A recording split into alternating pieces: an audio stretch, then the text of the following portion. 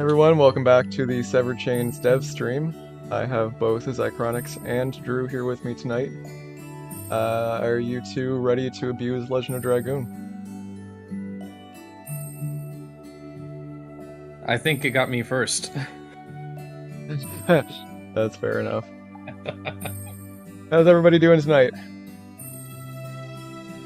Well, we had some people here real early. Yep. 7 a.m. local time. Yep. Yeah, just casually 12 hours early for the stream. That's dedication. Why don't you all aspire to that? Yeah, you don't want to miss it. Show up 12 hours early like that one guy. Oh, look, he's here too. Oh. What's up, Timothy? Our #1 fan.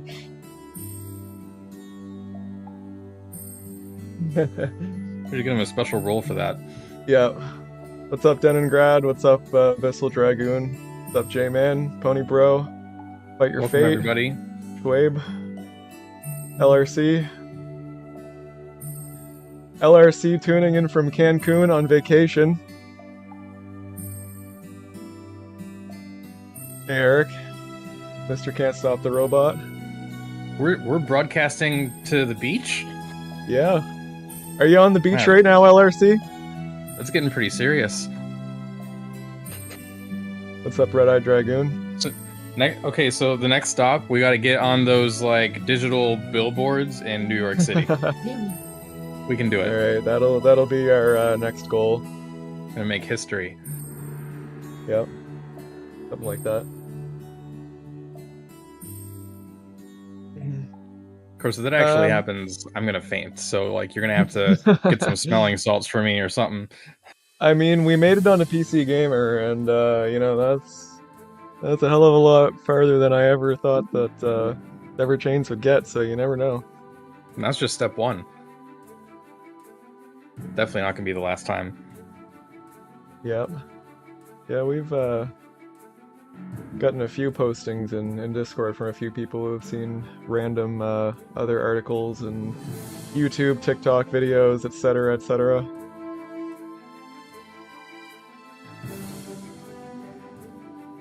The beach is too bright and treeless. LRC advertising Severed Chains in Cuba to random strangers. You are a legend.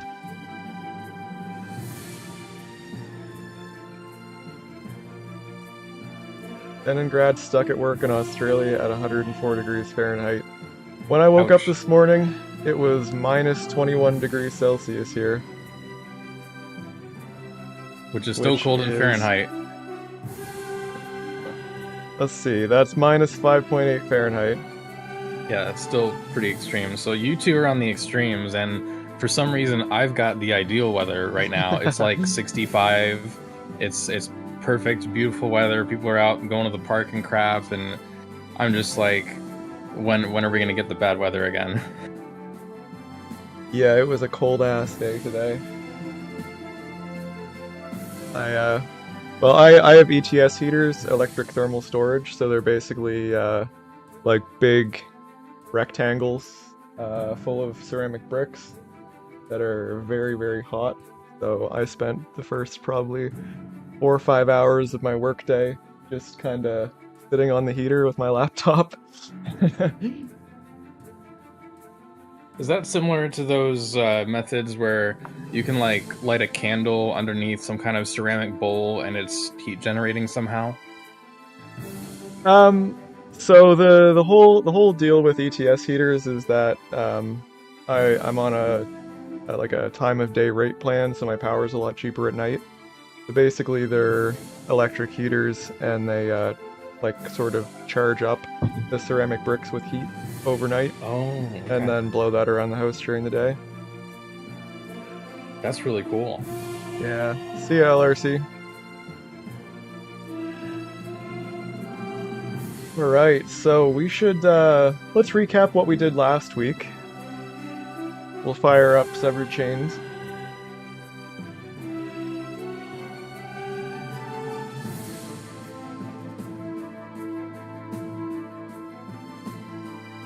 Got some very dramatic music for the start up here. Oh, I should take my laptop off power saving mode. Maximum power.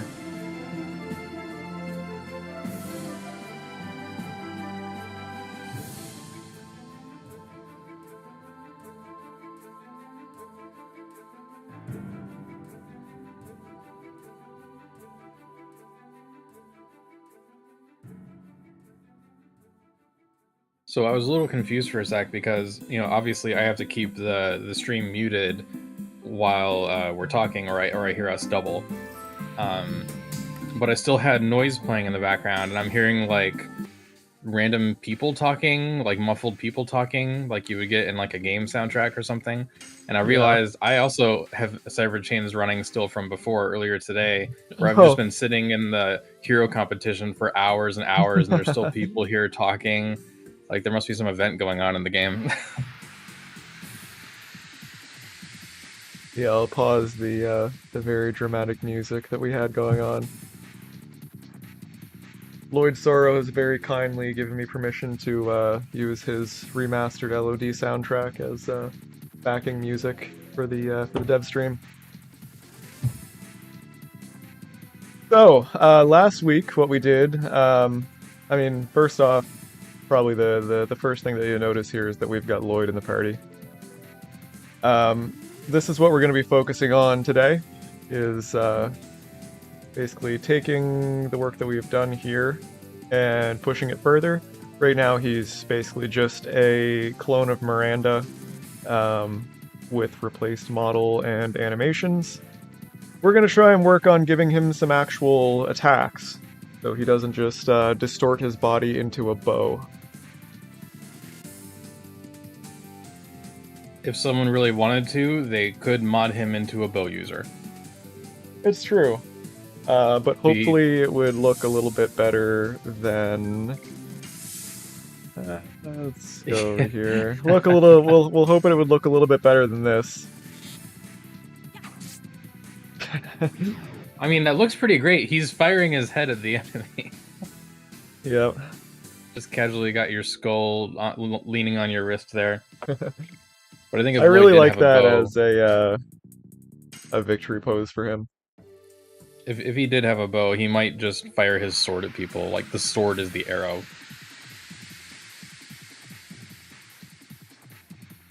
And so that was 2 weeks ago. So what we did last week is something that a lot of people have been asking for a very long time. If I press the triangle button here, you can see I get a menu pop up. And this actually allows me to select my edition while we're in battle. So this will be an optional feature. It's something that you can enable when you're starting a new game, if you'd like. And we are also going to turn it into like a regular menu option here before we release this, so you don't just have to press like a random hotkey. But yeah, so I could select like Whip Smack, and now I'm using Whip Smack.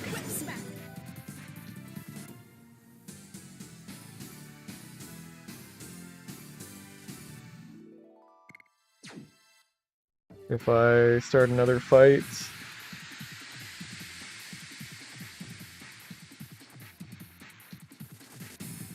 then let's select Hardblade.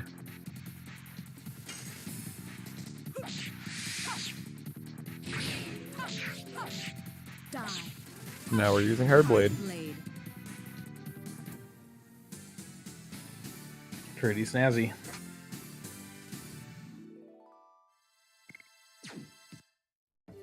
We've got some more things for battle planned as well. Some things like being able to detransform from Dragoon form at any time, so you don't just have to run out the SP meter.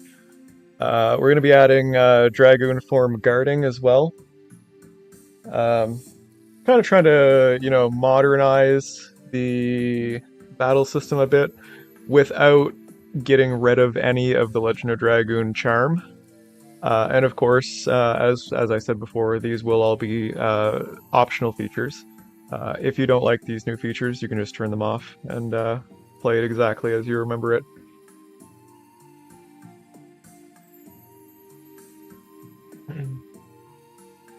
Yeah, Dragoon editions would be pretty cool too, Sind. We don't have any plans for that at the moment. Um, and we as the Sever Chains team will not be making any like major gameplay changes as part of Severed Chains, aside from these like little sort of quality of life improvements that can be toggled on and off. However, we will allow modders to do things like that. Um, adding new additions for humans as well as dragoons. Um, even adding new characters like what we are experimenting with here today.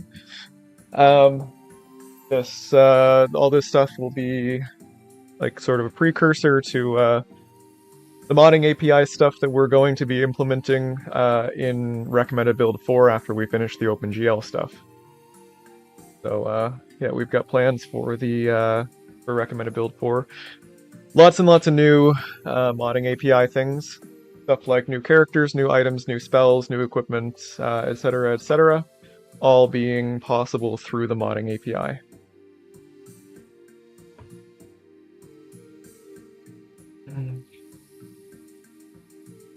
Ink says, press triangle in real life, make dreams come true. Somebody is gonna have to press triangle and tell me what happens. Done.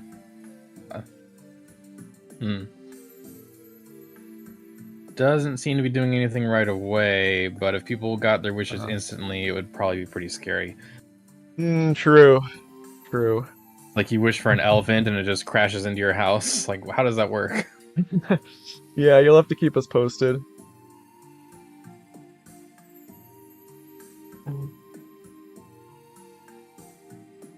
Sin said no menu opened for them either. Instructions unclear, I'm now cat. What's up, Chocolate? We're just getting started here. I was just showing off the what we did last week. I don't know if you were here or not, but I added the edition selection in battle. So speaking of that, obviously we want to be careful of like scope creep for how much SC does, but is there plans to do what am I trying to say? Like show the current completion amount in the battle so people know how many strikes to get before they switch or whatever? Yes, absolutely. We during the dev streams we sort of just kind of like, get things done as quickly as possible, and then go back and clean things up later. So this implementation of the menu was basically just like, get it done, get it working, and we will be adding like all the information that you can see in the additions screen in your inventory here as well.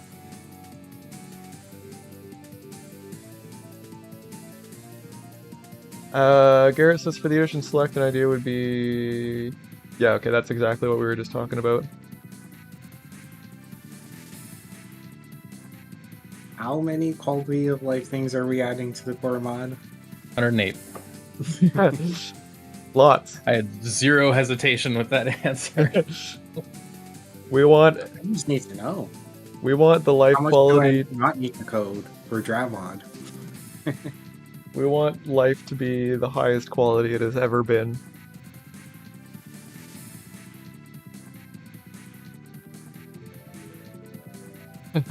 Lauds. Yeah, I mean, what else do you want to add, Zychronics? Give me some ideas.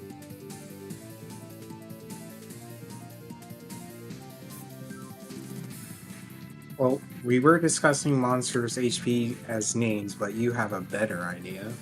I do have a better idea. The bars? You know what? Screw it. We're implementing HP bars. Okay. Change of plan, everybody. We're doing HP. You cut out there. I said, change of plan, everybody. We are doing HP bars. All right. That is just how we work over here. Yep. If we're not testing things live that have not been tested before the stream, we're changing plans. I'm trying to All think right. what else is in Dramod, like the emulator version that we don't have in the core mod. Oh, additions leveling up in battle.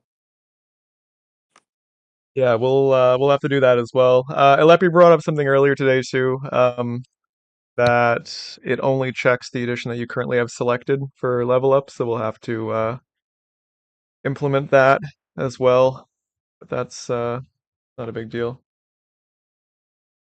Okay, so we want to jump into the renderer.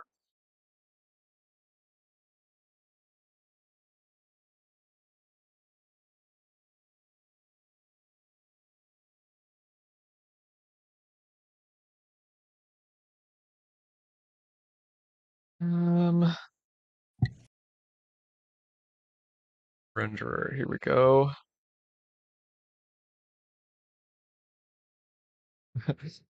Well, Drew, if we were doing a 108, then we wouldn't be fully turning around. Severed plans. There you go.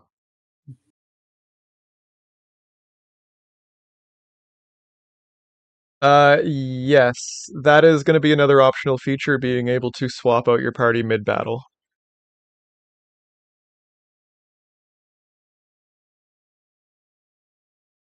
Technically, we already have animations for that, don't we, Corey?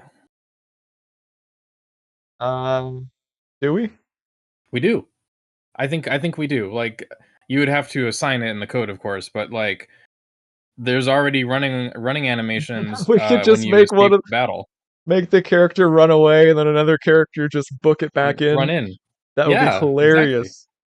Yeah, use official assets and save the work. Yeah, that would be That way pretty funny. we don't have to make them, at least to get it started. I'm into that. Oh, I gotta Yeah. turn it back on. And there'll be like a 5% chance of the new character coming in running up backwards, so it's actually a moonwalk. Which I think is a callback to an old Devstream. Probably. I mean, what bugs did we not have during either a dev stream or a playthrough stream? We had all the bugs. One of my favorites was definitely the world map being upside down. Yeah, I feel like I was one of the first people to discover that, and I was like, is this a non-April Fool's joke? Well, yes, you were the first person to discover it because I literally built the I literally built it for you like 10 minutes before the stream started and then had to rush to fix it. I mean, it's an interesting challenge mode, but I don't want to get dizzy. Yeah, back when we were still doing the first playthrough stream, we were literally like running by the seat of our pants. I mean, like, I was every single week before the stream, it was basically a matter of like, okay, so where do you think we're gonna get up to in this stream? Okay, I will rush to get that area even working.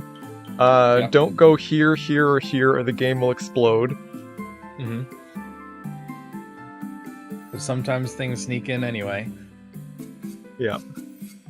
Australia mode, no.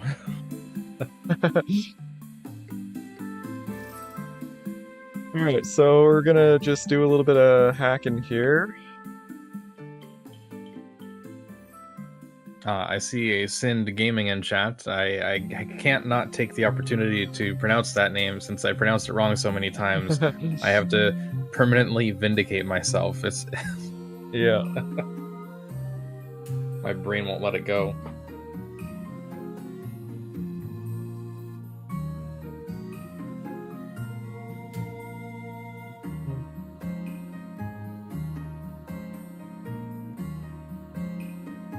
Alright, so our position is going to be at the monster's position. But we need to transform that into screen space.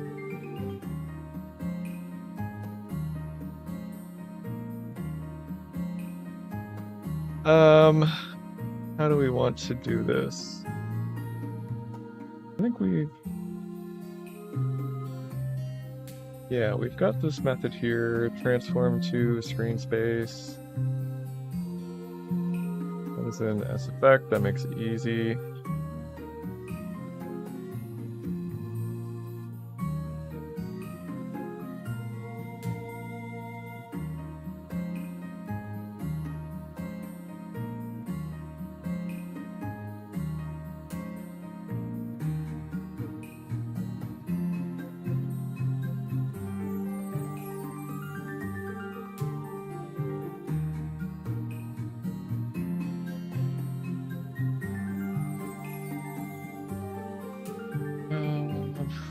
We need a transformation matrix.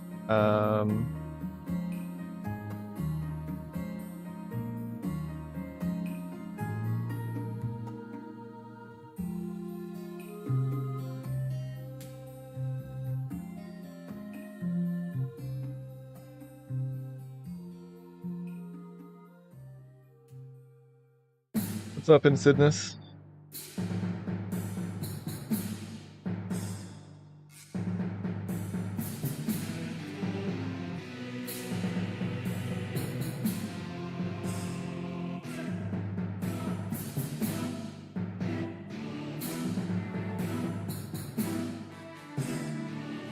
For anybody who's just dropping in now, we are adding health bars for enemies.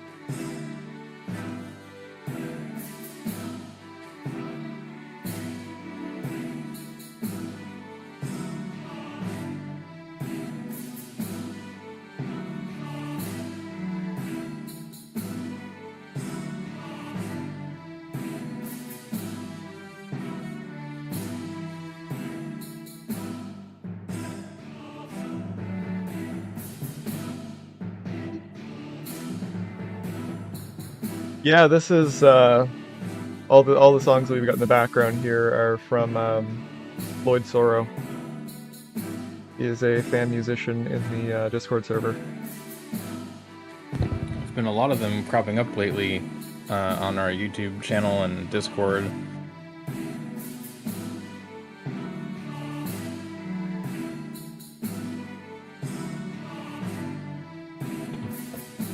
All right. So we need to calculate the hit point ratio.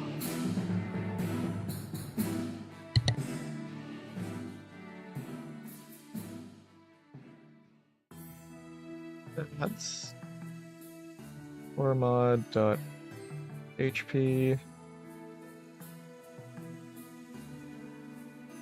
get max.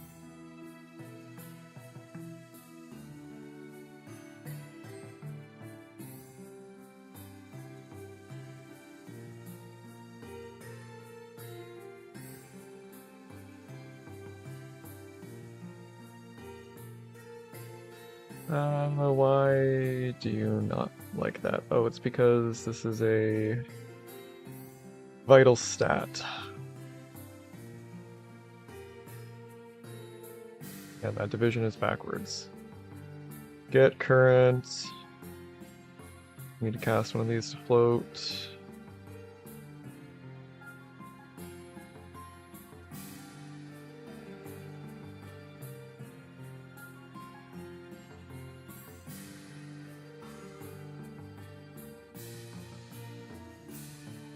Yeah, we'll figure out visuals once we get it rendering, J-Man.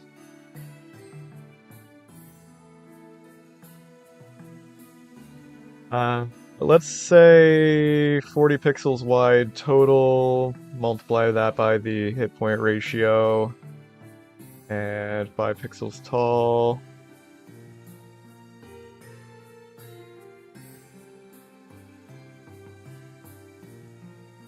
I don't know if this is gonna work, but we're gonna find out.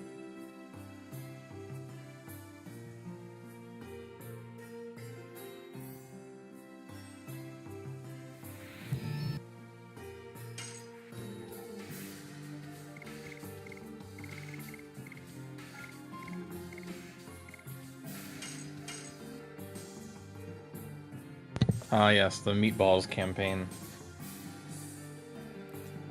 Yeah, don't you have a Meatballs campaign? I actually completely forgot what that was. It turns out it was because I was testing stuff in the trash compactor, and it looks like meatballs. Well, how about that?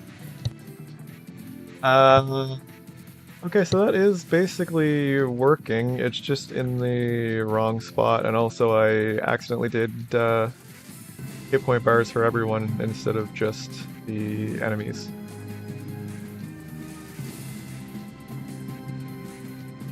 Yes, thank you for the PSA, Deningrad.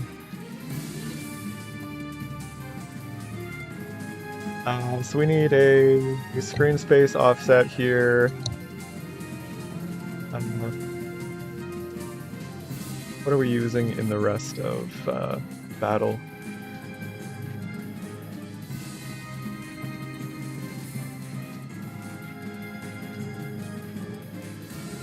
Uh,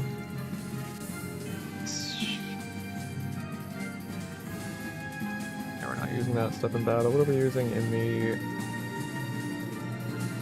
Oh, I've got double music going again. My bad.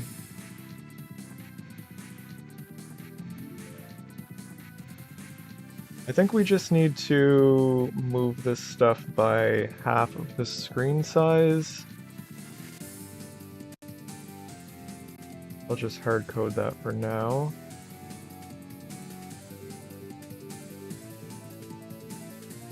Yeah, there we go. We've got hit point bars. Looks great. They're ugly, but we can improve that. So what's your target tonight? Are you going for just a bar that moves down, a bar that changes color based on the HP threshold, or text inside the bar? Like, what kind of design are you thinking of to start? We'll go the whole way here. Oh, we can tweak this while the game is running. Let's it's a little too tall, I think. Actually, let's drop that down a bit more. So I want to have one bar as the background. Let's make the inner bar pretty small here. Hey, Lazarus, thank you for the $10 super chat. I will absolutely accept that in lieu of using AdBlock. Yeah. Direct donations are per person definitely more effective than the trickle ad rev. Thank you so much.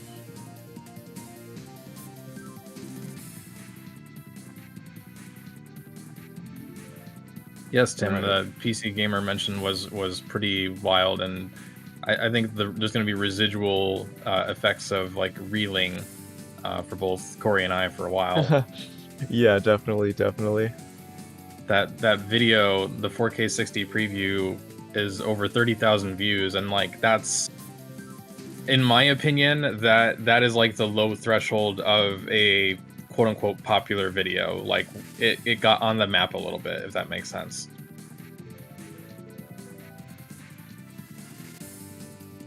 Let's check out this positioning. Okay, that's a bit better.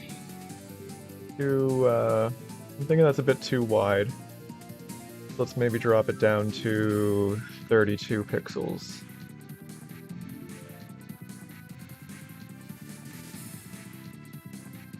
That's getting a little more reasonable.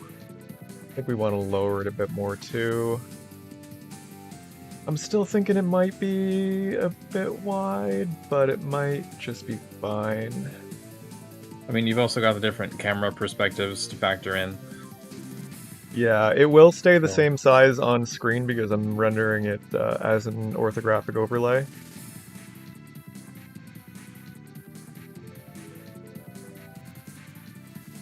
Yeah, we actually had a couple of people send us a link to that in the server the other day. What was that, yesterday, Drew? Yeah, very recently. That they apparently linked directly to our main website, whereas most articles link to the SC project page and or our video. So a lot more people hit our main website as a result, and Yeah, We're boy, like, where are all these other were views coming we from? very confused about why the Yeah. site was suddenly blowing up. Yeah, I'm like, we've deserved that attention for a while, but I was like, oh, give me some context. What happened? Yeah, yeah.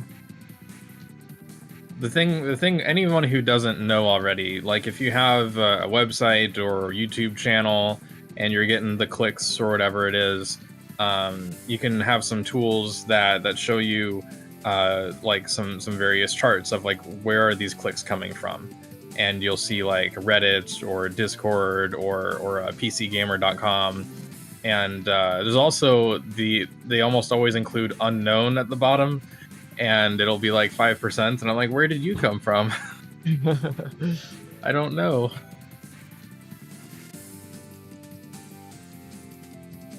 Oh, you know, it's probably not the same, but it kind of reminds me of caller ID blocking when it says caller unknown because they have some kind of privacy thing enabled. True. And anybody here, you know, most of the fan base is in their 30s now. Who remembers caller ID being a new feature on like cordless phones and crap? Because that was a time to be alive for me as a kid. I was so excited to know if it was like a certain friend calling or not. Usually it wasn't. It was just someone from my parents, but the idea was there. Oh, I remember. I feel like I missed the chance to be an adult who has a landline cordless phone with caller ID. It's like cell phones were already a thing. Yeah, it felt magical. Thank you, Lazarus. Feed me all of the validation. Give me all of the validation with old memories.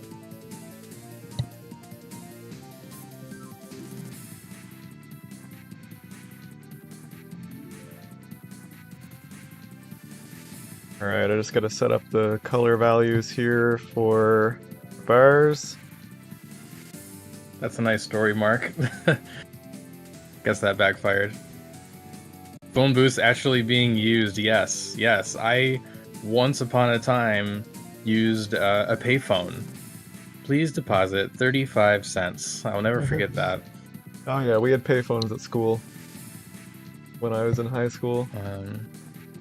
Pony Bro says, I'm old if I remember shows like Code Lyoko. I've heard of it, never saw it. Never heard of it. I wonder if you could alter the HP bar so the targeting arrow actually fills up and empties like a cup based on the... Yeah, that would be kind of interesting too. You mean like a designer HP bar, like Diablo and all that? The SP bars are drawn with lines and stuff. It's very, very easy to recreate that. Actually, I still haven't gotten around to implementing HP bar or the SP bars in the OpenGL builds. I think Zycronix is working on that at the moment. Eventually, TM. Eventually. Leningrad had a party line. I definitely did not have a party line. That's cool. Can't Stop the Robot says phone booths should still be a thing, but they should be repurposed as rocket escape pods. I mean, I'm not gonna argue against you. It Alright, let's gives see how me this Eureka looks. vibes. Off a little bit on the positioning. These should be the opposite. Paying extra for caller ID. Yep. And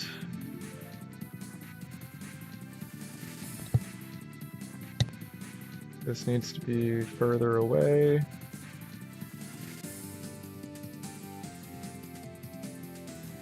There we go.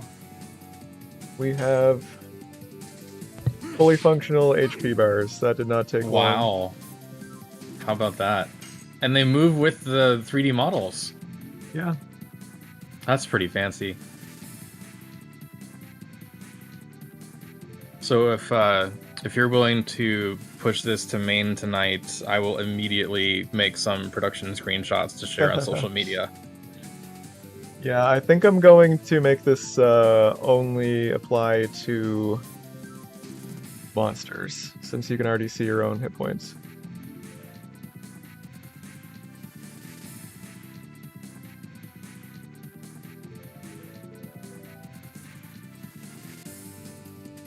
There's a question in the chat. What kind of tooling did you use to go from ASM to Java? Are there some plugins for Gidget or something to assist in that, or did you have to do it all from scratch? So I started out doing it by hand. So the PS1 uses MIPS assembly.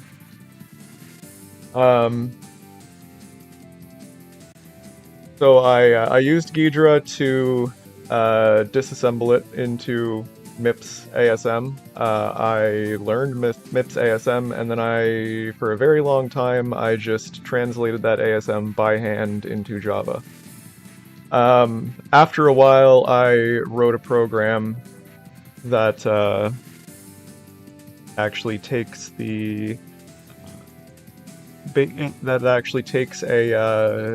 disassembly into machine code and does kind of like the first few stages of the reverse engineering for me.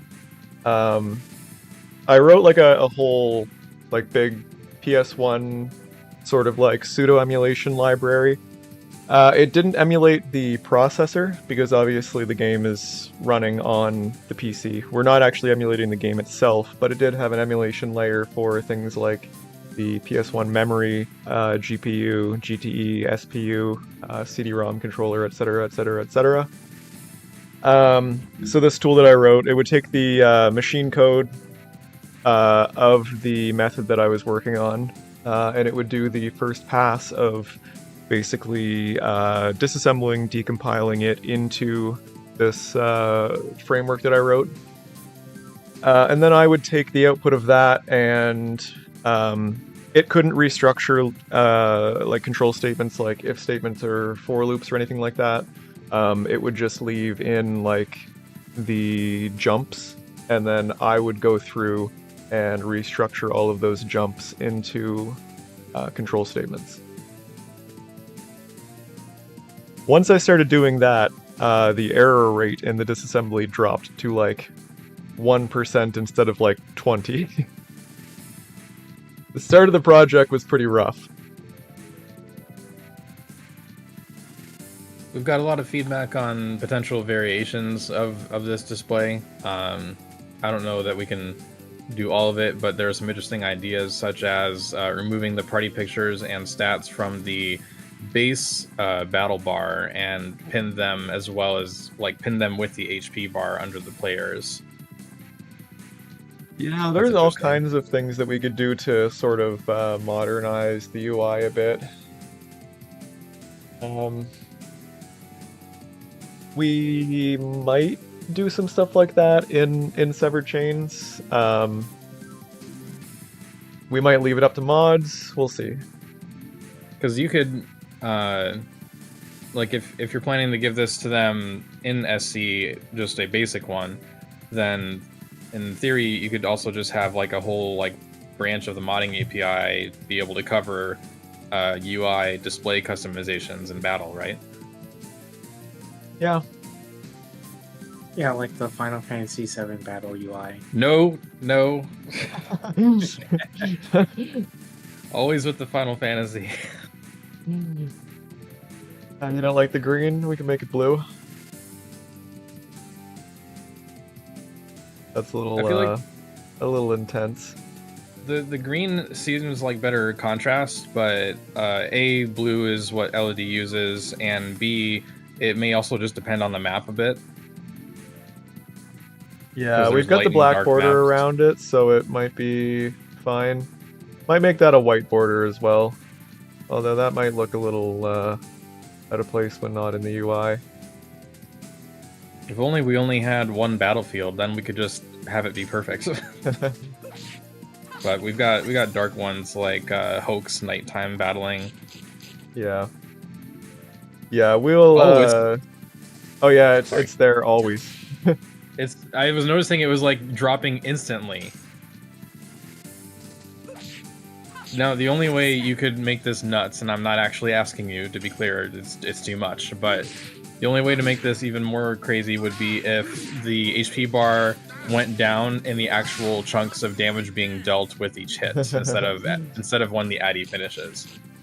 because Yeah. for anyone who doesn't know, additions, like the damage is divided hit by hit, you know. So if you only get the first strike, you do like 10% of the damage or whatever the case may be, and each strike isn't necessarily an even percentage. So each hit is part of the damage, not just the final hit.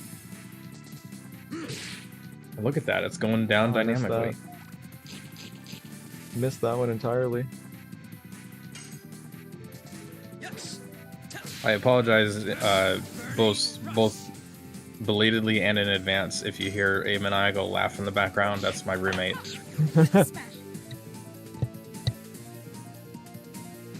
Yeah, that's yellow's a little too dim. It works. It Let's just works. brighten that. So all that already works. Like, I thought that would take longer No, that's a piece of cake. to like hook it up and read the values that are already there. Negative. All right. Yeah, we beeped the mouse up a little bit. Yeah, there's not much. I literally do not think I have ever seen a mouse use that. Well, technically, that's still the case because the attack didn't render. You did not see it. You just were notified it was happening. Yeah, chisel is fun. Like, I think the devs, it might have just been one of the 100 experiments they were doing, but also they clearly wanted to try a lot of different things and living up the space of the game with all these, like putting names to attacks. Like, they clearly didn't have enough time for that, but they tried. Because it's not like the signature moves. You know, when Lloyd does his signature wingly attacks, you don't get any text for that. But we do get it for a random berserk mouse attack and That's running away. Come on. What is it? Killer bird that has undulating or whatever. It's just so random, right? We have that for minor mobs, but usually not for bosses, which is just incredible. Yeah, I actually had literally no idea that the Berserk Mouse had a low hit point attack, because who doesn't kill a Berserk Mouse in one hit?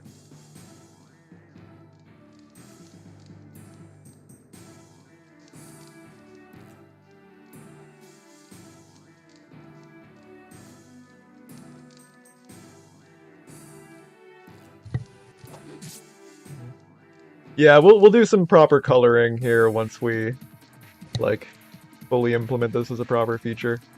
Let's try it. Try it a boss fight here. Let's get some gradients. Give me a rainbow gradient. Let's get it up. Oh god, too much coding for me. I was just gonna do single colors. I mean, should be easy enough with OpenGL, right? Alternate idea. Now, obviously, the blue, red, yellow to match HP value makes sense, but I also kind of like the idea of the bar color being what do you call it? The element, so you can see the element without targeting them. Well, I'll probably make it so the bar only pops up when you're actually, like, targeting enemies. Gotcha. Since, you know, right now they're always there, even like during attacks and stuff. Yes, battle icons will be part of the upscale project. I want to see, you know what? I want to see, actually this is maybe test worthy as well, but I want to see like one of the party members get knocked to 0 instantly with like, you know, 1,000 damage or whatever, and just see that bar wipe out in one shot. But the testing aspect of that, do you think we need to test that it works with can't combat, insta kill? I mean, I don't see why it wouldn't. No. Yeah, Chocolate, you see how many additions I'm doing? Completely successfully? I told ya. I believe some can't combat effects like total vanishing don't actually lower the monster's HP to 0. Well, the monster would still die though. Yeah. The So monster just has a death flag turned on, if I'm not mistaken. yeah, It's so just it wouldn't the- matter. Oh, like you can summon Total Vanishing with the debug menu and try it out right now. It's just the stupid satisfaction of seeing the bar empty. What is Total Vanishing? Because There you go. Guffcast or Very exciting. how you pronounce it. Oh, you already have it. Great. Oh yeah. Okay, never mind. Ta-da! Yeah. This technically is redundant. It's redundant, so it's a dumb idea. I know, but Redundant. I'm just thinking. I'm thinking redundant. Did I say redundant? No, but I did. Okay. Well, I'm stealing that. Redundant.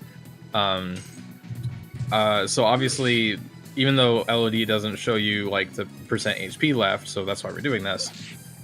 They do show you when status is being inflicted, and it was kind of dynamic in the way that status is shown like on the body of the enemy.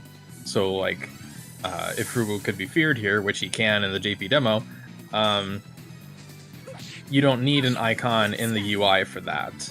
But if we ever have a modding API that supports like moving the UI around a lot, someone could in theory make a like, you know, a mobile UI where someone was suggesting putting the character portraits and HP and all that under the 3D model instead of the static battle bar. And you could also have little icons to say like feared or confused or whatever. And that could be for players or bosses and enemies. I think Lost Odyssey does something like that, actually. Some kind of status indicator in the UI. Even got it with the counter, Chocolate. I had to out you, Corey. Sorry. I told them that I'm actually doing the additions for you. You're doing very well with the latency of Yeah, several I'm- thousand kilometers. If anyone can do it, it's the #1 fan with stream delay and everything.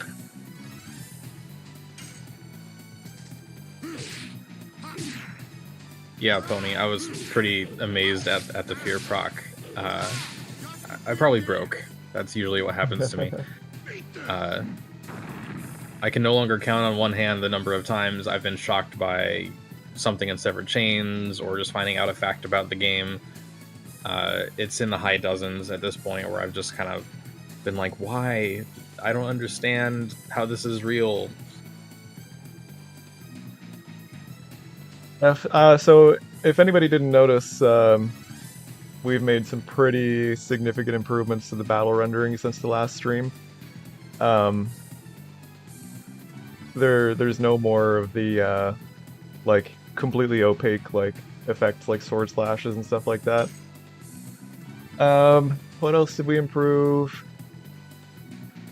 There's some more stuff rendering that wasn't before. We've still got a lot more to implement, but yeah, it's much better than it was. I think you were saying that you got a whole like family of updates created because you were trying to fix one thing in particular and it ended up affecting several things in battle. I gotta be honest with you, I don't remember. Yeah. So, fun fact, everybody, Corey and I don't have a memory beyond like yesterday. My excuse is ADHD. Also, I like that there's still a health bar floating around here. I mean, it's still the battle engine, right? Wait, are you gonna... Can you make it so Lavitz has an HP bar when he gets stabbed? Oof. Oh no. Please put that in. No, Please put it in. absolutely not. Just from green to nothing. Absolutely not. Come on. All right, I'll commission another modder to do it, and we'll put it on the black market because you're outlawing it. The Legend of Dragoon Black Market. If it doesn't exist already, it will soon. Interestingly, there is a bunch of different health bars here. Not just for Lloyd, but also that means that Rose, Lavitz, and Shauna are all loaded as enemies here.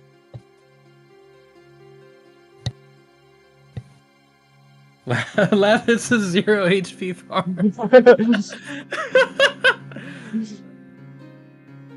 Now I just every time like there's a cutscene where Shauna's not feeling well and runs away, the HP bar should lower or just look addled in some way.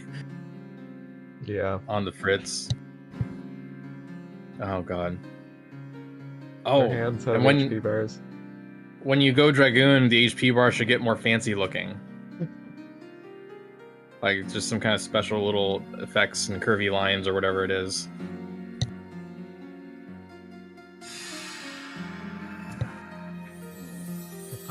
D Jackson, the health bar in the cutscene is just a happy accident.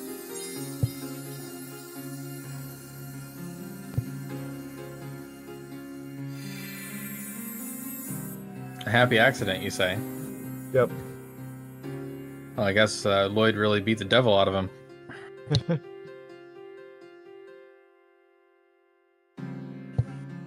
I mean, honestly, even though seriously speaking it's not the case, but jokingly speaking, the HP bars are really adding to the immersion of these scenes.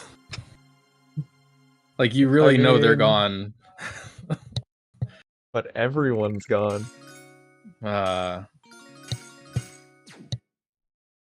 There, I hit almost every addition in that fight. Are you all proud of me? Okay. Khan has the takeaway here. Khan has the right takeaway. The empty health bar in this scene is the community's HP bar crippled by Lavitz's death. Okay, that's canon now. The Bob Ross of LOD. I will gladly accept that. If you're the Bob Ross, what does that make me? I wonder. Something. Who's Drew, everyone? Who am I? Shauna has no feet. Well, that's fine. That's probably a retail thing that you just can't see on. I mean, Dart will retail. just carry her. I have a theory about that. Exactly. I'm going to say it's not a retail thing. I'm going to say it's a codependency thing, because there's parts of the game where Dart has no bottoms of his feet, and Shauna is always trying to follow Dart and just do whatever he wants to do. So she's trying to emulate him. Fair enough. If he's not going to have foot bottoms, neither is she, and that's the end of it. Okay, Drew, you are Mountain Dew energy drink. I can do that for now. Ironically, I don't do energy drinks, but I'll take it until I get something better. The classic duo of Bob Ross and Mountain Dew energy drink. Yeah, I remember that all the time in his live streams. Oh wait, Yeah, it wasn't live streams exactly. back then. It was turned into syndicated live streams, but originally it was a TV show, The Joy of Painting, for those who don't know. Who doesn't know Bob Ross?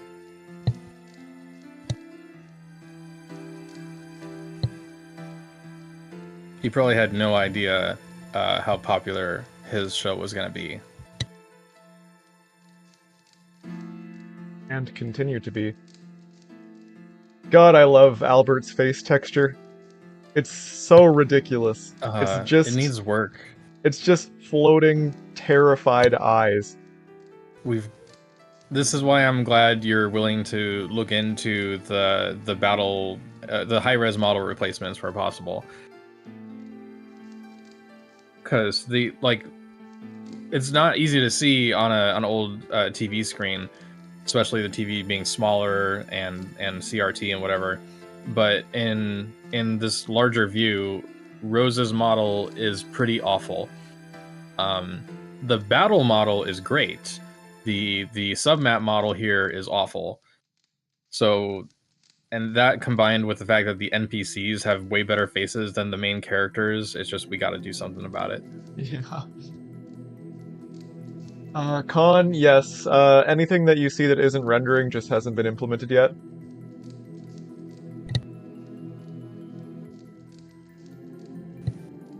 Oh, I remember what else I did in battle. I implemented all of the super weird, like battle specific stuff that they do in the battle rendering engine in the GPU shader.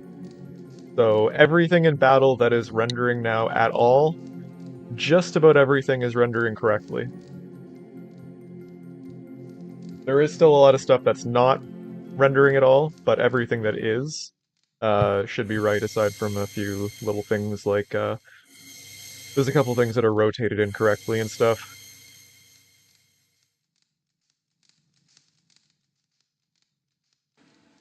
Oh, I've got an idea. I think you'll like this, Corey. Go on. So it's safe to assume that 6 or so months from now, the modding API will be bonkers, right? Yeah. Okay. So for your birthday, because I think you said it was going to be in August, right? Yep. We should come together as a community and make a special mod for you. And it'll be like play the whole game with Headless Albert and see how few times you can manage to laugh in the scenes where they're talking. Oh, please make me the most ridiculous mod that's possible, and I'll play the entire game going in with no knowledge of what's gonna happen. I really want to give you Headless Albert at least help coordinate that, and we can call it like the Ichabod Crane mod or something. I'm going to unmaximize this because for whatever reason, YouTube just refuses to accept 60 frames per second from me when the window is maximized. Like, I'm not dropping frames, my connection is fine, but it just won't do it.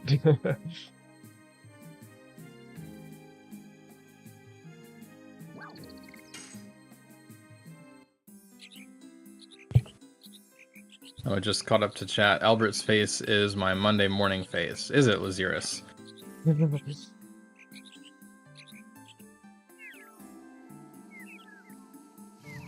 Wow, a box that I didn't get.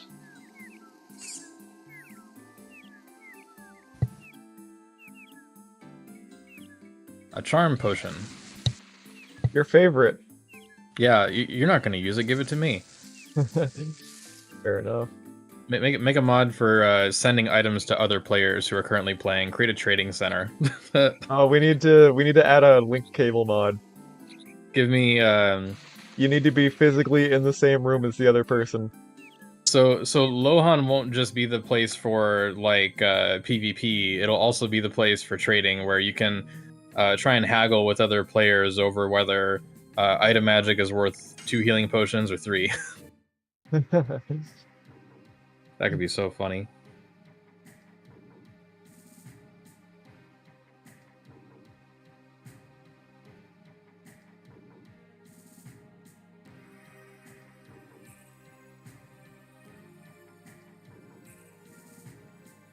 It'd be interesting since Lloyd and Dart are now friends.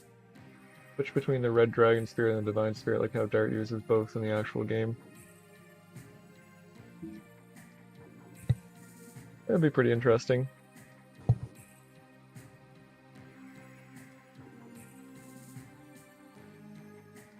Drew, I believe you had some polls planned for the chat.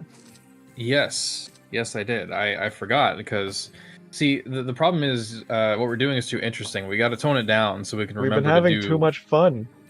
Yeah, too much fun. So I'm gonna put a cork in this. Things have been going too well. All right, first poll coming up in a moment.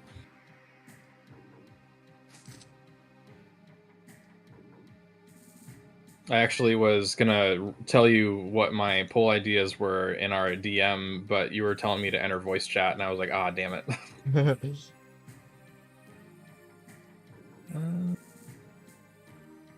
I can't do it as a moderator? Weird. Why not? I'm gonna check that. In the meantime, I'll log into the main account. All right. Let's do that. Go here. Dashboard. We're up to 2,009 subscribers. Oh, that was a time to be alive. Damn. Yeah, We're anybody almost up who's liking what we're doing here, if you want to see more, please feel free to subscribe to the channel. I do this just about every Wednesday at the same time. We've got all kinds of very interesting things on the horizon. More importantly, if you want to see well-made and or funny image thumbnails for these videos, subscribe and Well made and or funny. yes, I'm very clear on that. Yeah. Oh, I also got the save points rendering too.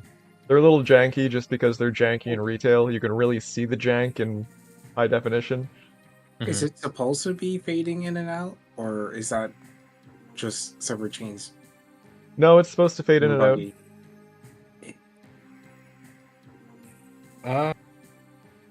it always do it that much? Am I crazy? Yeah, it does. I'm gonna look at that because I know this better than anyone. Now there is some slight rendering issues here. There's supposed to be more like 7 or 8 orbs. I think a bunch of them are just stacked on top of each other. But that has been an issue that nobody noticed in Severed Chains for a very long time.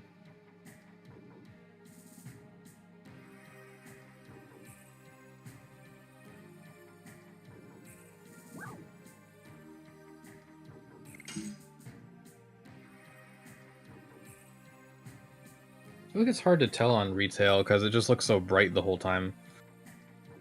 Yeah. I'll check later. In the meantime, let's do a poll. Also, if you would like to support Severed Chains and me directly, I have a Ko-fi account, which you can probably clearly see on the screen.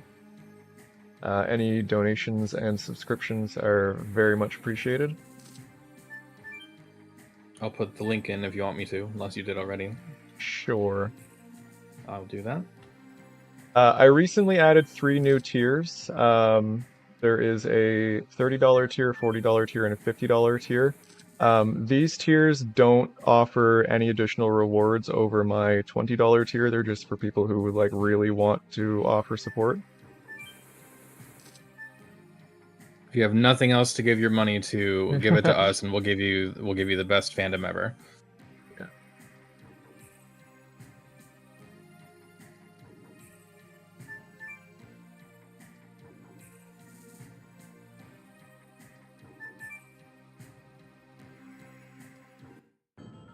All right, now it's working.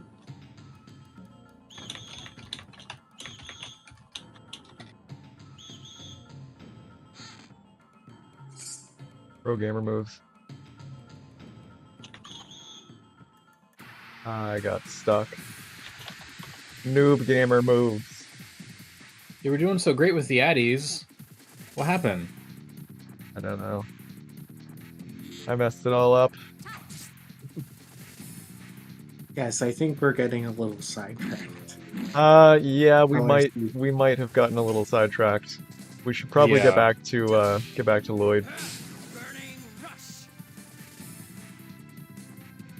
I'm just having so much fun showing off my mad addition skills.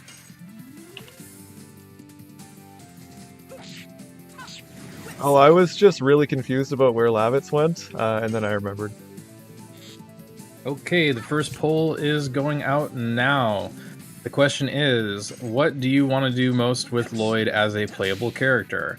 The 3 options are additions, Wingly Magic, or other, share in chat.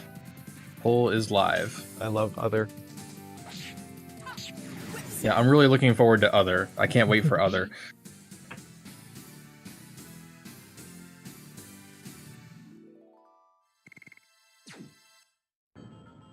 Kayla asks, will this be released this year? Yes, it will. In fact, it is already released. Recommended build 2.1 is available right now. It doesn't have the graphical improvements, but it is fully playable from start to finish. Our next major release will be in roughly a few months from now. That'll feature the graphics overhaul, including 4K resolution, as long as your monitor supports it, whatever the biggest res your monitor can do. 60 frames per second almost everywhere except for battle, and using your graphics card so that it will finally outmode emulation. Whatever you can do in emulation with like resolution upscaling, 2x, 4x, whatever, you'll be able to do a lot more with severed chains.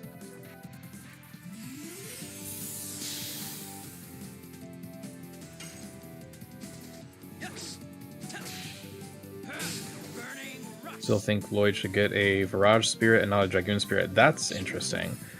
Yeah, that'd be pretty Virage being the allies of the forced allies of Winglies in the Dragon campaign.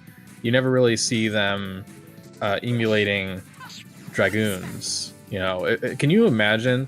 I must have thought of it once before, but I feel like a lot of us probably haven't considered what if Winglies responded to Dragoons with Wingly Virage hybrid forms. Like, wouldn't that be absolutely nutty? That would definitely be something. Because, you know, dragons are one of the most destructive species in the 108 fruits. But Virage are literally the planet enders. So that's a lot of power versus power on both sides. Geez, that sounds so amazing. All right, we need to design a mod for that. Just it would probably wreck the story, but just for the sake of the idea, we should design some like Virage armor, and it would fit with LOD's original premise of like, hey, instead of just having metal armor, inorganic, inanimate armor, like is in, you know, of course most stories have that. LOD tried to be different with organic armor. With the dragon skin on you and whatnot, and having the dragon's general destructive capabilities, and harnessing that into like, because the dragons are really brawny, so you're using your intelligence to direct that power and channel it. And if the Winglies could do something like that too, geez, you could have like normal form ones and super form ones, and I don't even. Technically, okay, so technically this does exist, to be fair. This technically exists because Melbu Frama merged with the Virage embryo, but I'm thinking of a more standard application. Jared, don't you worry. Zychronix is going to ruin your life with hard mode and hell mode. Yeah, there's going to be tons of difficulty options. Zychronix already has 2 really great presets, hard and hell. Hard is doable. Hell is designed to not be doable. Like, you literally have to give it your absolute all, and it's still a big pain. But if you're a masochist, it's good for you. It's very good for you. He's going to be working on smarter bosses, I believe. Yeah, right now it's mostly just stat changes, you know, making the stats more balanced so that a boss isn't a pushover and dies in like 2 or 3 hits anymore. Give them a chance to use their other abilities, but it doesn't change the AI really. See, this is the meatball room. Yeah, this should be like we should revamp this into like a proper minigame. Like this could be a PvP minigame where one player has to run across and the other player has to drop down the meatballs. Yeah. We're gonna see if this breaks, because there's actually a retail bug in this room that causes the game to crash sometimes.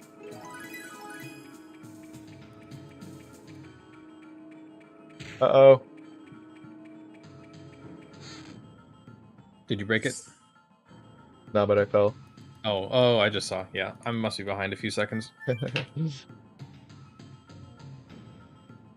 Sewage meatballs, exactly. You get it.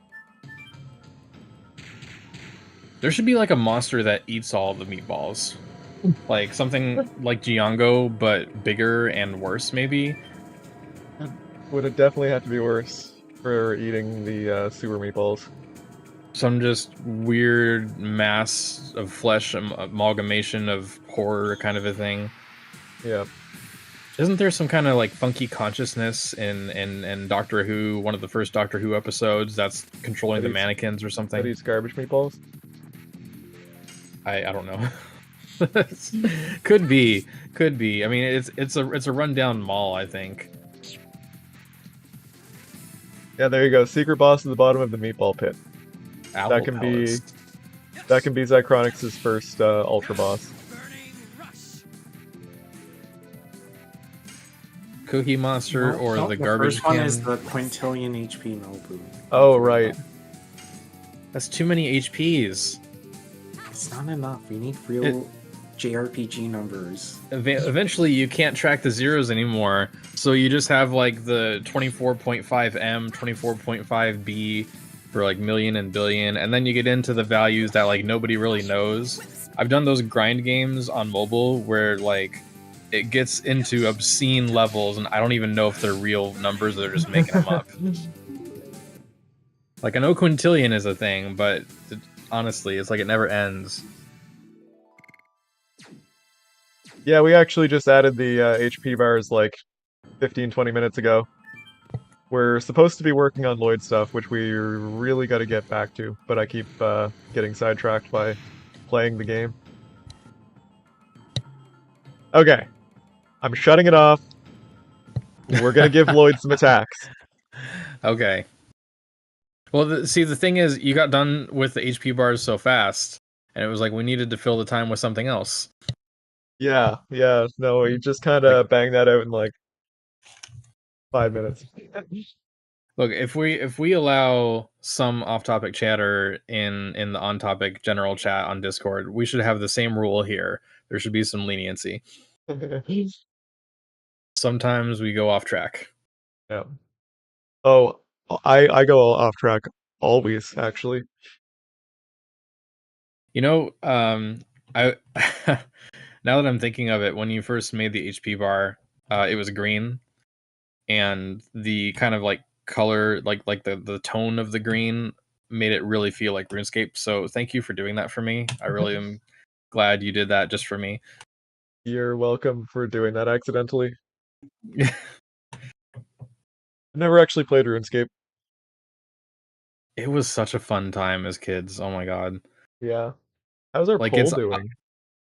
how is the poll doing? Let's take a look at the answers. So the question was, what do you want to do most with Lloyd as a playable character? Additions, Wiggly Magic, or other? Specify in chat. And the leader is additions. 53% of you want to do Lloyd additions. There we go. 44% are most excited about Wingly Magic. That's a pretty close, that's a pretty even spread there. So obviously both are going to have a lot of draw. Yeah.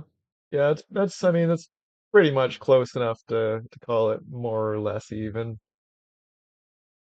With a margin that small, you can't really say one is a Yeah. clear winner over the other. It's only 34 votes, not like 3,000 votes.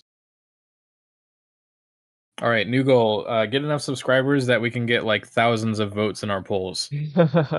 Yeah, there we go. I think our biggest one does have several hundred though. Yeah. Let me see And we that. got 34. That's pretty good. Khan says edition name ideas for Lloyd. Let's get some edition name ideas for Lloyd in the chat. Phantom Slash. Phantom Slash. Too slow is obviously one of them. Too slow. Over But here. he can't actually say the line if the enemy happens to evade. So we'll just remove that possibility by giving him perfect accuracy on all his hits. Yeah, exactly. Yeah, it'll solve the problem.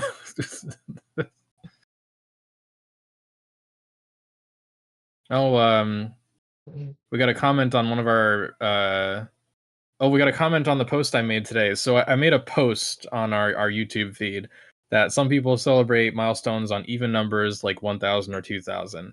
We celebrate 1,999 subscribers because that's the LOD's debut year.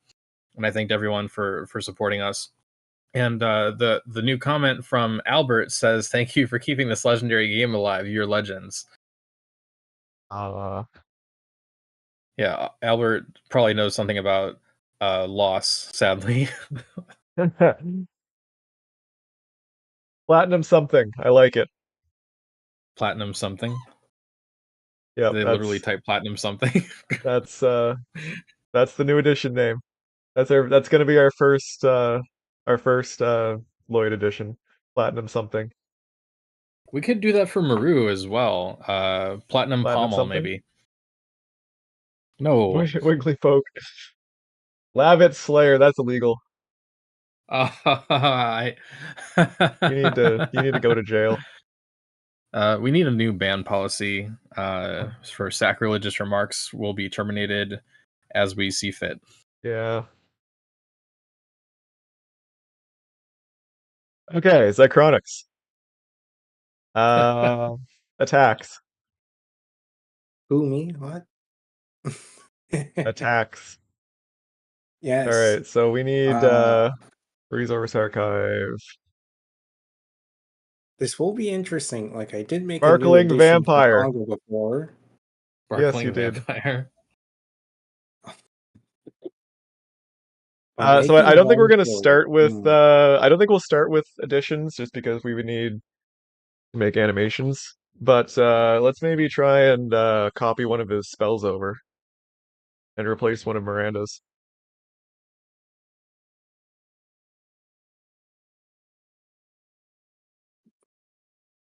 I wonder, can we copy the animations over for the editions? And I know for sure we can get item magic working. Like just normal item magic.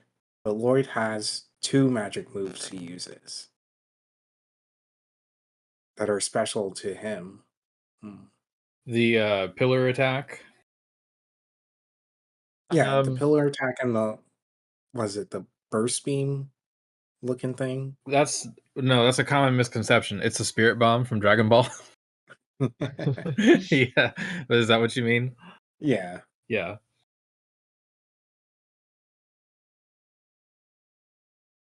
So I don't suppose you know where those deaths are, do you? I do not know where the deaths are. No. You want to try and track those down? Let me see. See, if you didn't reject my hell mode update, we could have had the death print out.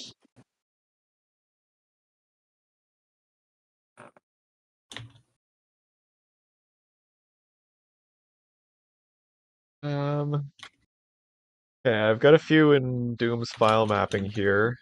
So these are the Lohan attacks.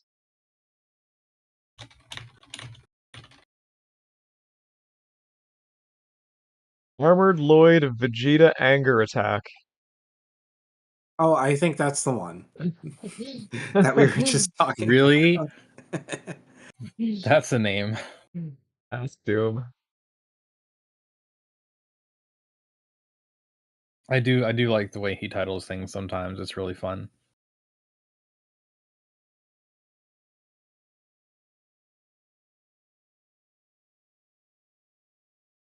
I would be most hyped for the aerial strike combo attack, but like you said, we'd have to like cut up the animation for that, even if it's already there. Yeah.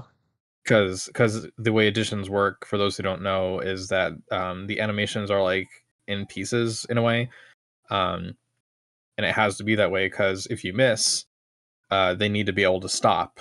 The character needs to be able to stop moving. Yeah, each So strike they, is like one segment of animation. yeah. So if you do the whole thing, it looks like one animation, and technically, if you run Ultimate War God or whatever, that's looks like one animation, but it's always in pieces.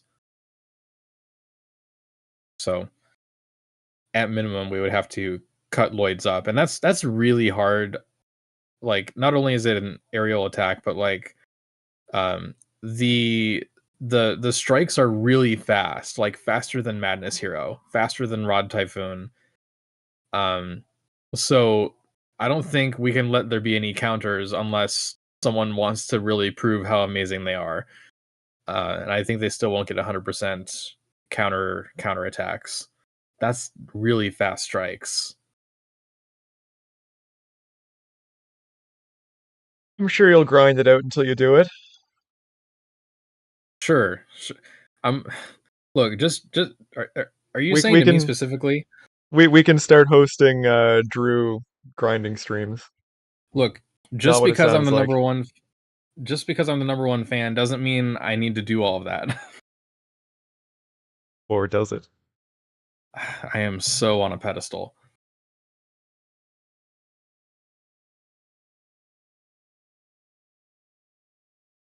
Okay, so we need the Miranda spell deaths so I can replace one of them.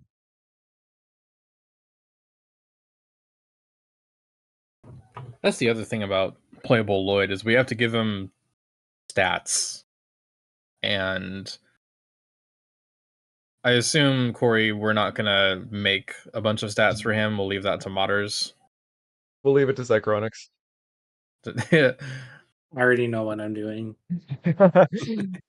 Personally, I would go for semi-high speed and slight frailty, maybe, since he's already got the magic thing.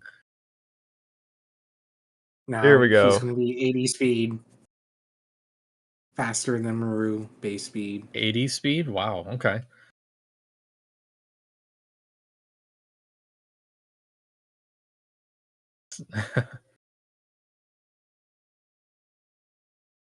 All right, so I'll replace Star Children, I guess.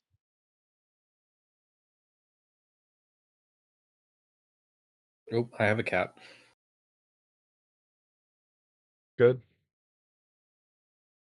Fun fact, Star Children is a little underrated. It would be nice if Shauna had a single target magic attack in Dragoon form, but even if you don't grind and she's like one level behind the rest of the party from the leftover business of the story, by the time you get to the Phantom Ship, you can hit the Ghost Knights with a Star Children or two. You don't even need White Silver Dragon. You can just do the Star Children, and it'll wipe out or very close to wipe out the regular Ghost Knights. So all you need to do is focus down the main boss. It is a very potent spell, despite being a low multiplier. Single target magic coming soon to Dragoons TM. Yay! Technically, I already have it working. There's going to be so many. I'm just predicting. There's going to be like dozens of mods that have new Dragoon magic attacks and D attack options. A lot of people have asked for extra D attacks, just like there's extra editions. Dart has 7 or so regular editions. Why not more than one D attack? Which is a great question. So Wait, what happened to the alternate Rose D attack? What happened with that? I forget. Well, we need to compare them side by side, but I'm pretty sure it's different. Maybe we can get that in. No, J-Man, these numbers are all correct. All right, we put Lloyd through his magical transformation. I'll check with Doom Metal about that animation, because he already knows where it is. He already documented it. Maybe we can get it running in SC. Did I replace Star Children? I replaced Star Children, right? Yes. Yes? You said you were gonna. Yes. Yeah. Star Children. I was just confused because for some reason the files for Star Children are before Moonlight. Yeah, Alright. it's out of order.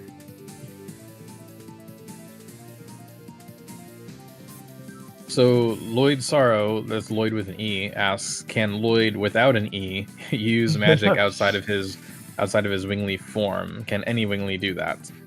Yes, Wingleys. It seems like it. Wingleys don't need special armor to do magic. What you see in the towns when there's the cutscenes of the fireballs and things, they're not wearing anything that special. The magic of a Wingly is in their body. That's part of the lore. So, before they developed fancy armors and things, they were probably randomly killing each other with fireballs, like magic barbarians. Yeah, I mean, Maru has been away from the forest for a while. I don't know if their magic is sort of sourced from, like, their home area or what. I mean, she does demonstrate the ability to fly, And I mean, they're certainly not like physical wings. I would definitely suggest that they are like magical wings. So, I think They're she's definitely go ahead. definitely not physical. That's confirmed in the lore. The wings were specifically supposed to be magic energy. Yeah, so there you go. She definitely has some amount of magical energy she can use out of battle. Someone needs to make Maru her own Wingly sigil so she can Yeah. use magic. I've been wanting that for a while. Like at least something to work with. Glad to see this project. This was unexpected. Surprise!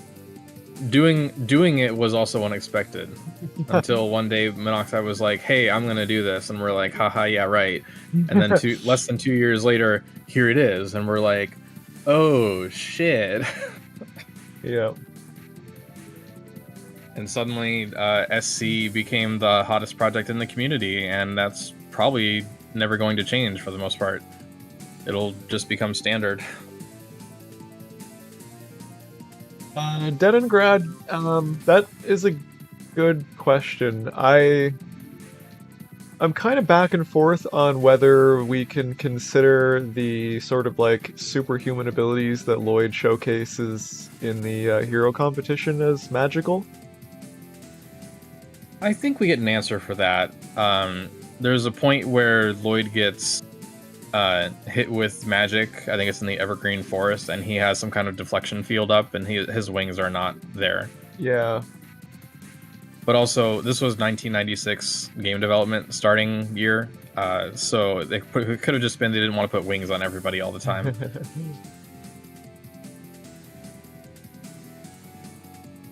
Sony hasn't attempted it because they know they wouldn't do as good a job as us.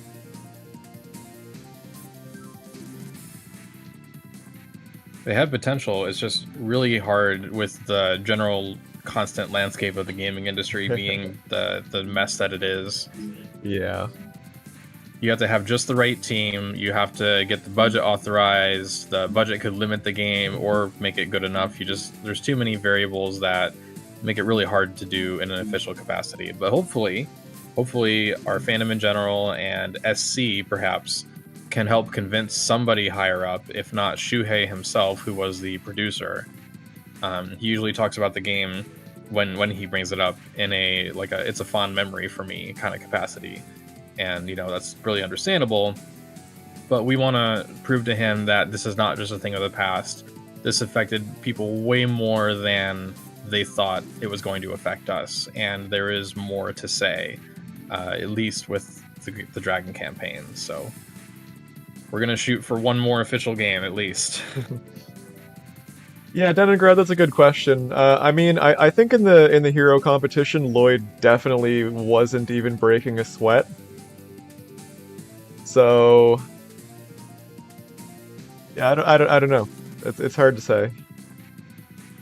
He was definitely holding back. Like, he could have eviscerated everybody in the arena. Yeah, for sure. Like he was just having a good time. All right, we got to see if the spell works. Go for it. Are you ready? Okay, so one thing about this before we start, this is actually probably going to attack us instead of the enemy, because LOD hard codes the targets for spells for some reason instead of just being like attack the enemies on the other side of the field.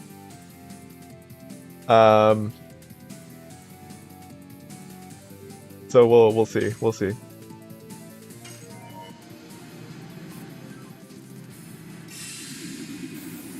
That is so cool to see. Something's happening. Okay, well I think it's working. Alright, so- It's just way too bright. Whoa. Why is it so bright? Yes, when you summon Dragoon death effects or the death files that aren't like the normal Dragoon effects, the screen fade doesn't work, so you have to manually disable it. Oh? Hold on, I will figure out the code 1 second. It's in Dramon still. Petition for dark mode in Severed Chains, please. Where does Give me a one dark obtain the debugger? Are you looking for like the built-in debugger? So to open this, you just press F12.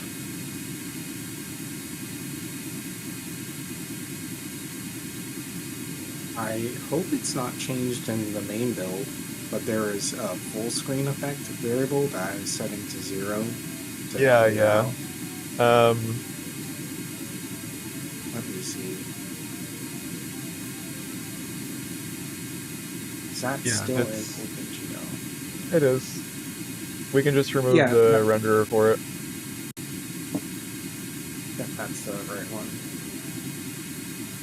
Let's see what one is rendering right now. It should Here we go. be. I'll just stub this out. Uh, Doug, yeah, so the triangle button for, I assume you're talking about the addition selector. Um, I'm going to be making that a proper feature with a menu item, so I'm not too concerned about any issues with it right now. Looks like the attack did not actually finish. Let's restart see it with that with the fading disabled. We can actually see what's going on. My takeaway is that the Berserk mouse said too slow. I think I actually saw Lloyd just kind of floating above the mouse. Maybe after we do it, we'll pop into free cam and see what's going on. A question from Eric: can we use what's available to make a sequel? Theoretically, the existing assets in the game files can be used to construct new story mods.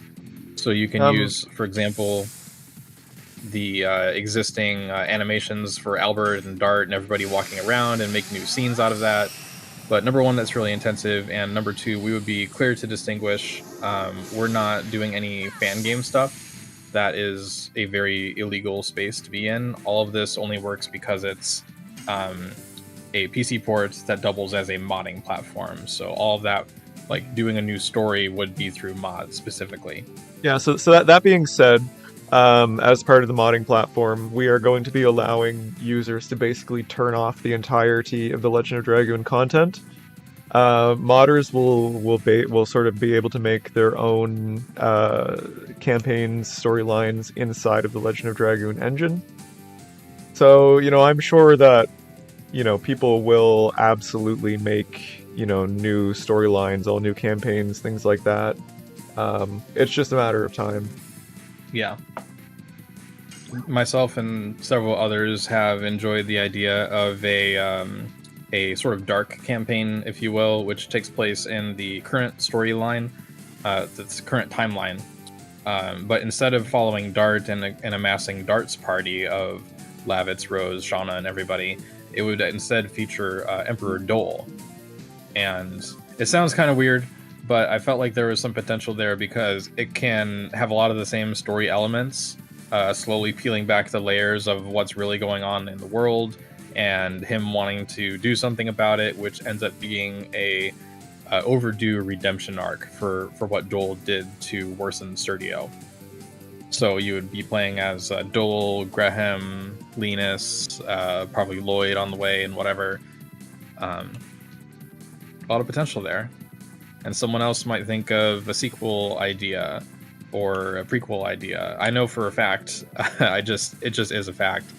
Multiple people will be trying to do something in the realm of a Dragon campaign story, even if it's at least just a vertical slice. Because Corey and I have warned before that making story mods are going to be some of the most intense and high workload mods that can exist. So beware of how much work is involved and that some skill will be required, and like probably entire teams to make those things happen. Yeah, I mean, it'd be making a game, basically. Yeah. But if we could just make a vertical slice, just think of how many eyes that would widen in the fandom. If somebody made like a polished vertical slice that just is like one battle, is literally just one battle long in the Dragon campaign, like taking the FMV and making that playable. That would probably blow people's minds if you could actually be there controlling the dragoons in flight and stuff. How does Kongal see? He doesn't have pupils. Well, that's just because he doesn't want to teach anybody. I'm not gonna dignify that one. Yes, you are. Oh, this explains. You said it was the orthographic projection. That's why the HP bars aren't staying with the models. Yeah, yeah. Okay. Alright, we have to see what's going on with this spell. Now that we can actually see it. Alright, so he's doing the thing. He's really spinning around there. We got some janky camera angles.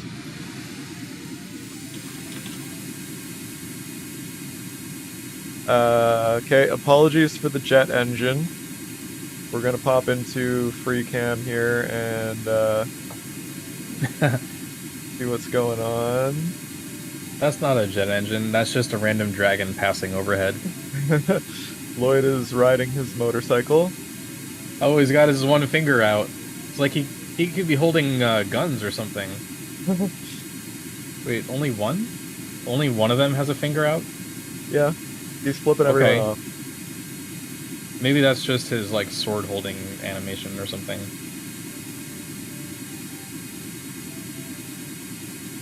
So is this the part where he like pushes the energy ball? I have no idea. You're asking the wrong person to remember things. Yes, that would be the part. Preparing the ultimate pelvic thrust. Okay, well, that kind of worked. It's running. It's just locking up at some point. Let's try replacing, let's try using the other attack as well and see what happens. 4271 and 4272.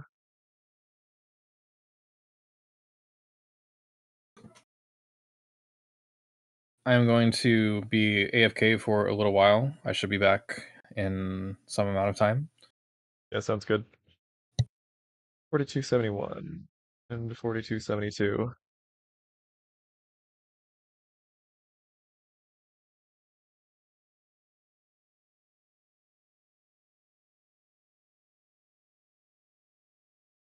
What's up, Sin?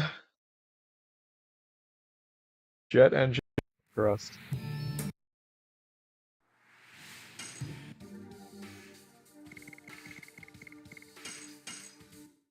Not a combination of words that I thought I would be saying tonight, but here we are.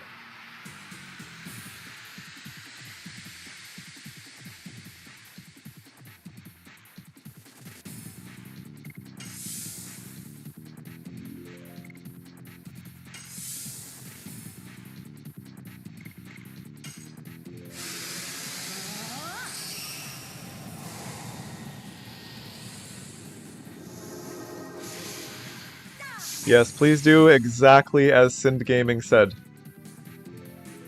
It would be very much appreciated. Alright, what did we even replace here? Moonlight. Yeah, if you're new here and you like what we're doing, please do subscribe to the channel, like the video. We do this, well, I do the Devstream just about every Wednesday. We've got all kinds of other content as well.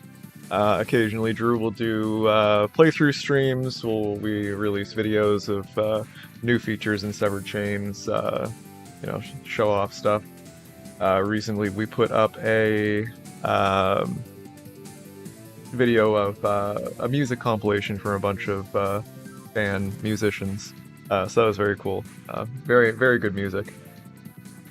Yeah, we do all kinds of stuff. We have a Discord server as well. You can sort of get behind the scenes development on Severed Chains and whatnot of the community. Lots of cool people there. Alright, we're gonna see what happens if we use Lloyd's other attack here.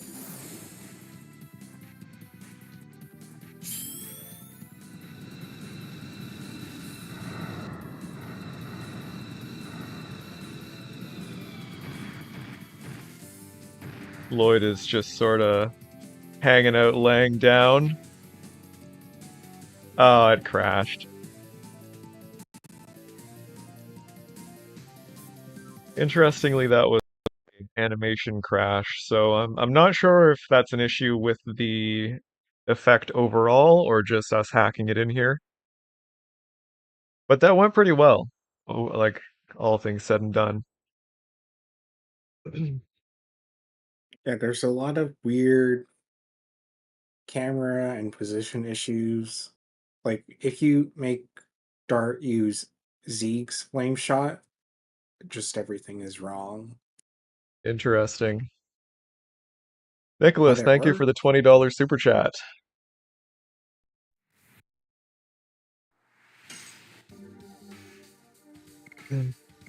Yes, monetary donations are also super helpful. Um, the more that we bring in through what we're doing here, the more time that I'm able to spend on Severed Chains, focusing on bringing all kinds of super fun stuff. I have a Ko-fi account, which is linked on screen in the bottom left-hand corner. I've got a few different subscription tiers, and there's also just sort of like your basic one-off donations. Anything is very appreciated. Yes, rendering is very big progress.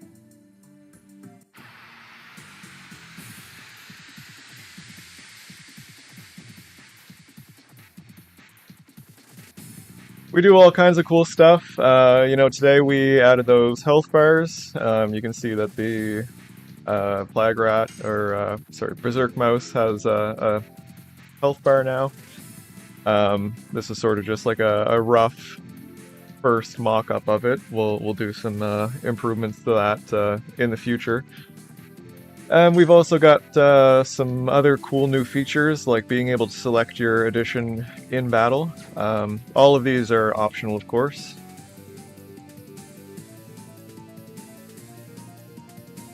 Oh, so Drew is gone, but still here with the crash counter. Peekaboo. We're trying to figure out what's going on for dinner. One of our words, a crown came out, so they got to get it replaced, and so we have to change our food plans. That is not fun. No, it's bad, and they didn't have room today, so I think we're waiting till tomorrow. Yeah, I actually chipped one of my teeth the other day, which was kind of annoying. Not bad or anything, but just enough to just like cringe. You know what it's like. Does that have to be like smoothed over, or? It's not bad enough that I'm gonna worry about it. It's just one of those things that's super, super annoying. Leningrad, thank you for upgrading to the warrior tier.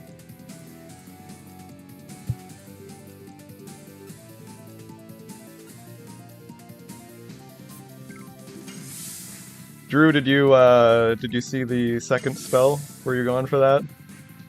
I saw some pillars flying around, and the mouse was just like watching it. Is that it? Yeah, it crashes, but it's something. Yeah, I tried to start the crash counter, but Nightbot doesn't want to talk, I guess. Yeah, Nightbot's taking a nap. I'll It's probably check that out well later. deserved. Yeah, it's been doing a lot.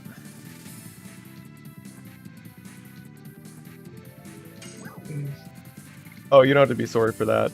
Like, any more than 0 is more than enough. Yeah, like all of the stuff we do, whether it's general fandom stuff or SC stuff, is designed to be free. Money will never be mandatory. It just helps us dedicate even more time to it. So like even a couple bucks makes a difference. Yeah, totally. But hey, maybe one day we'll be so amazing that we can forego other jobs and just do this. Yeah, that would be the dream. And then we move on to to other fandoms to help them as well. Yeah, the ultimate goal, just moving from fandom to fandom and resurrecting old games. There's a Bill Pullman quote in there somewhere from Independence Day. But instead of being like locusts sucking planets dry, we're bestowing gifts and boons to the populations. Yeah. Like mercenary old game revivers. That's my first thought. I like it. You were gonna do potentially Golden Sun. I want to help Hydro Thunder, and we should inspire other people to curate their fandoms to try and get something like that going on for their favorite games. Just have it be a big ripple effect would be great. Yeah, chat. What do you want to see brought back from the dead? I'm thinking once I'm done with Legend of Dragoon, I might do Golden Sun. Golden Sun's definitely high up on my list. Yeah, everybody pick a game that, unless LOD is the only one you like, pick a game that you would also like to see reverse engineered so that it has some basic QLL, such as better screen resolution or 60 frames per second, core upgrades like that, or just more feasible modding capability or reactivated online functionality. Yeah, I've played through Golden Sun 1 and 2 a lot. Same. I think it'd be pretty cool to kind of merge them together into one game as well. And a couple other Golden Sun fans here. Lufia 2. Never played Lufia. Yeah, me either. 1 year ago would have said Shadow Hearts. I really fell for Shadow Hearts when I was younger. Yeah, I gotta be honest with you, chat. I'm not really much of a gamer. Like, you know, it might seem like that with what I do, but you know, I spend most of my time kind of working on games and stuff like that, so I really haven't played a whole lot of different games. Yeah, you can just ask me 10 times a day, Drew, what's that game? Drew, what's that game? Who's this company? And I might have the answer. But I also have some gaps in my knowledge at random. Chrono Trigger, Tales of the Abyss, Monster Rancher. I liked Monster Rancher. I think it's the game that Monster Rancher 4 on PS2 was one of the games where you could insert other game discs or like music DVDs and CDs and things, or movies, and it would scan the disc, and either it would spit out a specific creature, or if it didn't fit what the game expected, it would spit out this specific like plant creature every time, like an other kind of a thing. But you could just use your other media to amplify the gaming experience in Monster Rancher, which was super creative at the time. The Dragoon of Legend. And hey, if you could reverse Monster Rancher into a PC port, then hey, for all I know, that means you can put in PC games to scan those for monsters. Just widen the targets. Kind of funny that you mention Ape Escape. It's also a first-party Sony game, and it actually uses a lot of the same like custom file formats that Legend of Dragoon does. Jade Cocoon. I like to be honest with all of you. Literally the only game that I've ever played that anybody's talking about right now is Golden Sun. Yeah, that's the only one. It's easy to like, at least to me. Like, even though I know exactly what's going to happen, I'll do a new playthrough with just different magic classes. Yeah. It affects the stats of your character, like their bulkiness, their speed. It affects their magic abilities and what elements those abilities are. They have the special equipment classes, the Trainer Whip and the Tamega Theracon and something else. So it just had a lot of replay value. Here's a question. There's one game from my childhood that is super obscure. It was a Game Boy Color game called Magi Nation. Has anyone in the chat ever even heard of that? And I don't count because you told me already. Yeah, that was my absolute favorite game for a very long time. It's still a great game.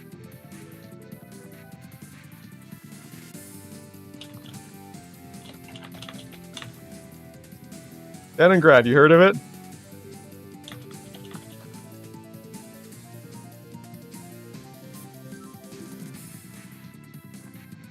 Googling it.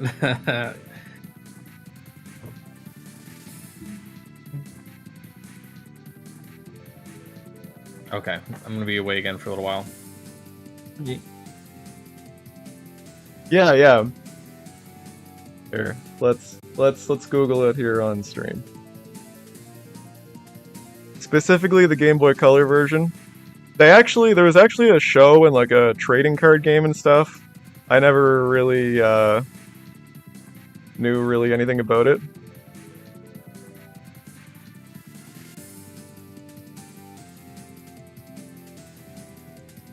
Very unique art style. Super, super great music. Like, absolutely fantastic music. The entire game was written entirely by hand in assembly code.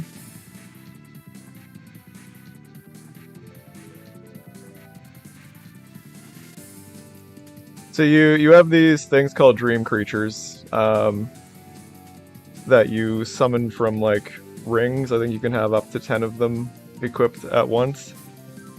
And sort of like a card battle game type of deal. It's sort of similar to Pokemon in spirit, but it's like very, very different overall. It's more like adventure RPG type of deal. Lots of silly humor. It's a really good game.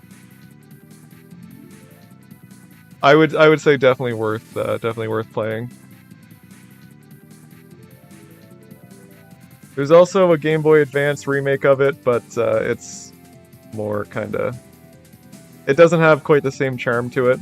It's also only available in Japanese, I think.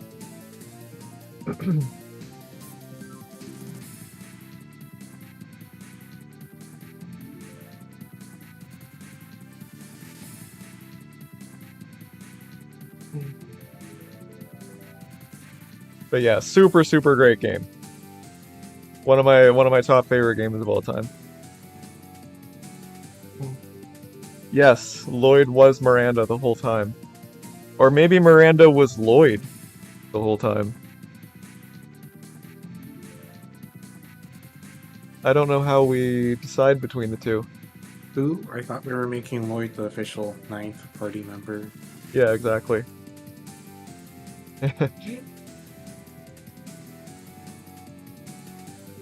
Alright, so we've got some spells kinda half working.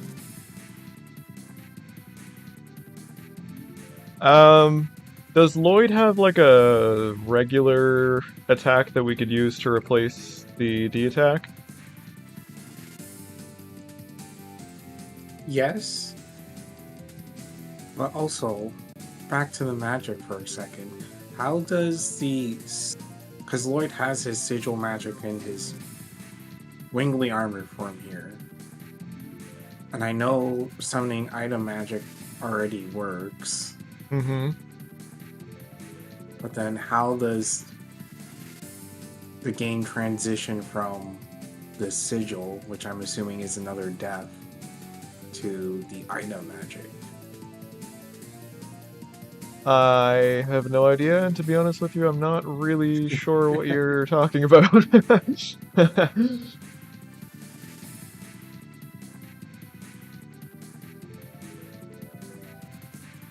Well, yeah, he does have a normal attack, but it's juggling the enemy. Hopefully it works.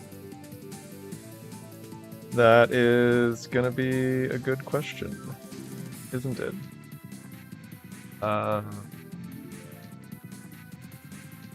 Armored Lloyd special attack, normal attack. Here we go. Let's try these. 499, 4999, and 5000.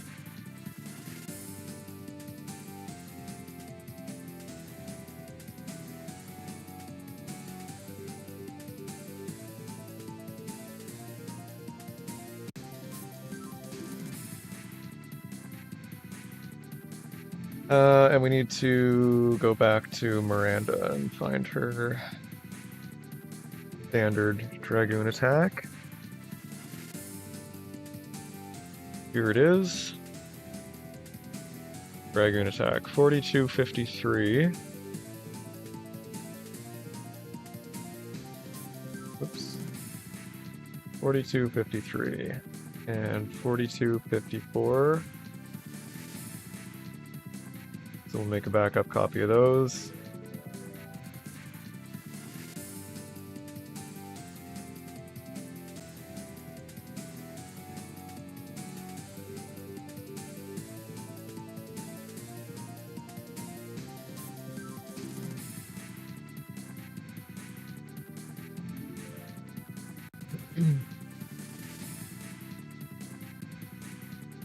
And this should just work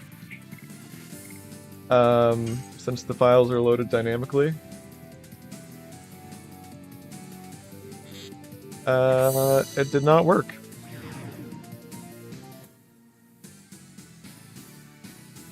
Biblically accurate Lloyd. 4253. Okay, I did read that right. Maybe there Are you sure is it's dynamically loaded? Isn't it loaded as soon as you transform? I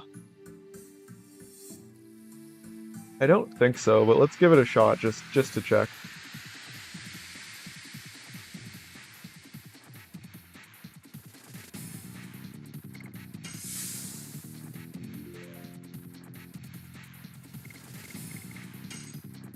And also, doesn't the game have weird code if Miranda or Shanna do something else? The game has extremely weird code across the board.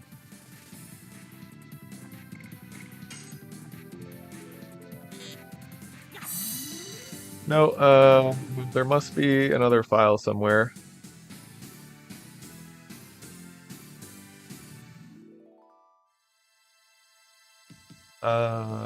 Maybe this is it? One attack hit Miranda Dragoon?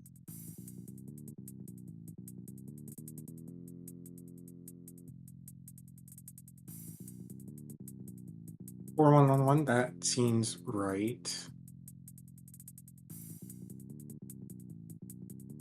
This isn't listed as a def, though. Yeah, no, that's not a def. Maybe it is just a standard animation, in which case, that would be a bit problematic. We'll need to figure out how to swap defs into places where they normally would not be. It does seem fairly likely that it is just a standard animation, though, and not a def. I think that would make sense.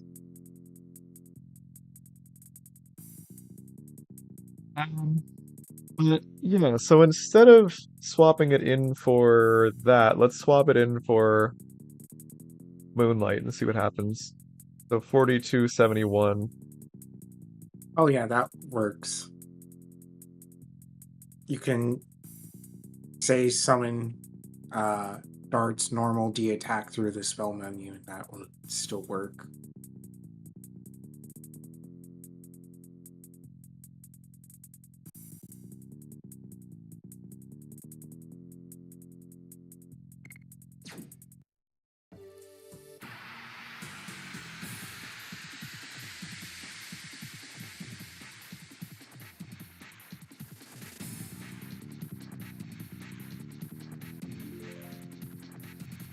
Oh, hey, Arrow.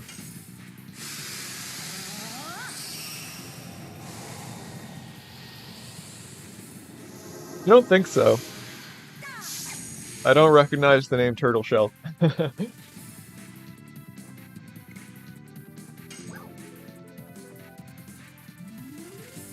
This mouse is a legend. Really takes a beating.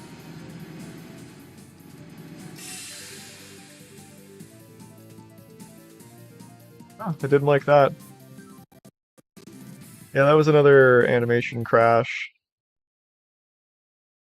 hard to say what exactly is going on there. I wonder. So the thing with Legend of Dragoon's deaths and things like that, like the Dragoon effects, is a lot of stuff is hard coded as to like which battle entities it targets, for example. Um, so it might actually be like trying to make the mouse do the attack since it's like the enemy. It's in the enemy slot. So then what happens if we face Lloyd?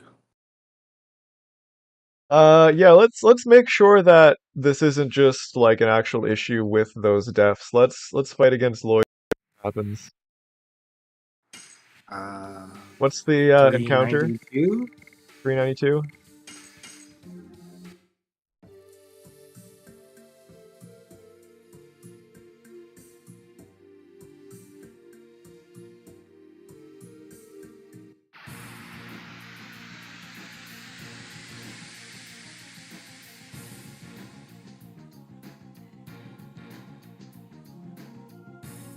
That's some wonky ass camera angles here.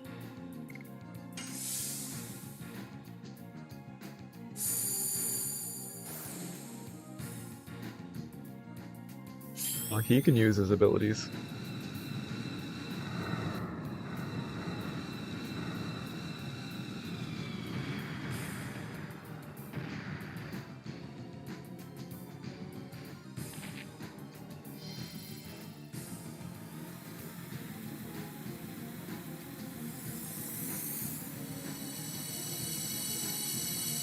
I'd say Doid.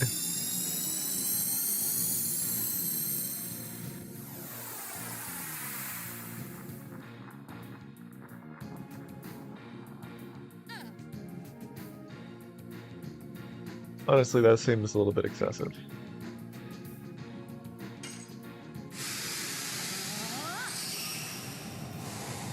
Have we ever seen Lloyd get hit before? I think that's the first time. Yeah, that is. Also, I wasn't paying attention, so I don't know what it looked like. Which one should we try? The regular attack or whatever I replaced Star Children with?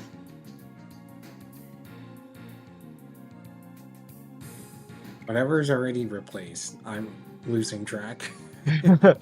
Let's do the regular attack.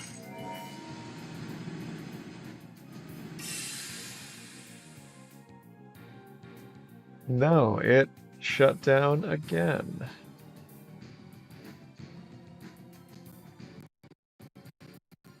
Alright, there's just something weird with you from the wrong place, I guess. To dig in a little bit and see what's going on there.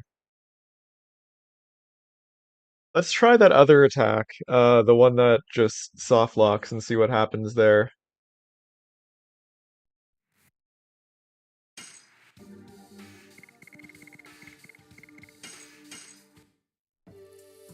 I think that's what I have in the other slot right now, at least.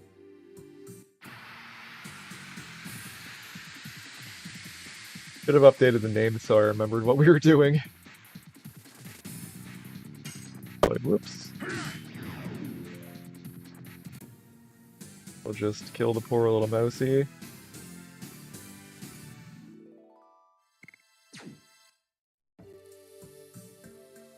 It's 392.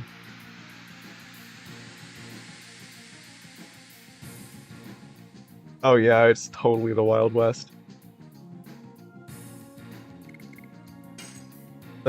That's pretty much the best way to put it. We just kind of push LOD to its absolute breaking point.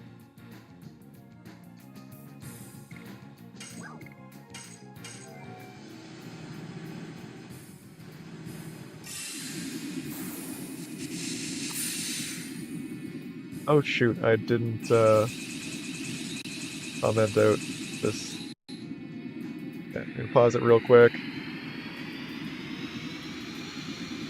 Gonna keep playing the sounds, but it is paused.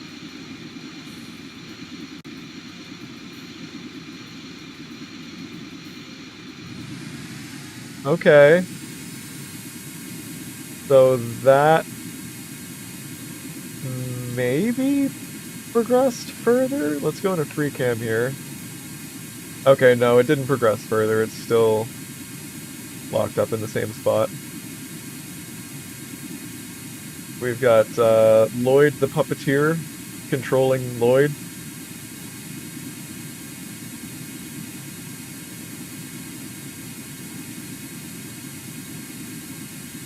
This is a strange scene.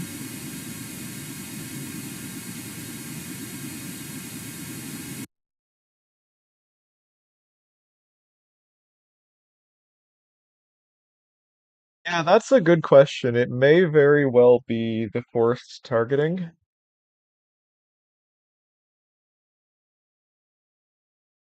Trust no one. So,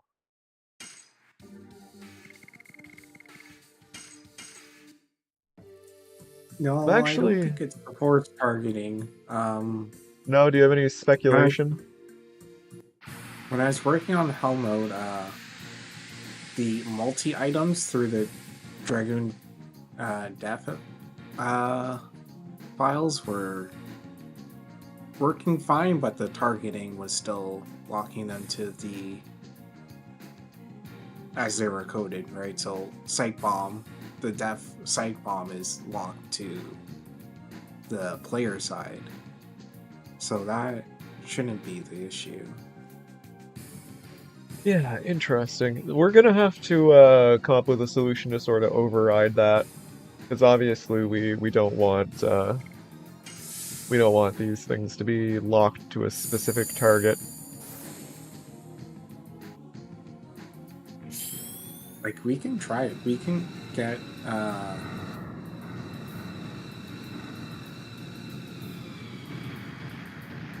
Zeke's flame shot, and it should work perfectly fine. But it'll attack one of the members of the party. I don't know the ordering and how the game decides that when you select the party itself. But it Right. does work. Yeah, you want to get me those file numbers? Sure. 1 second.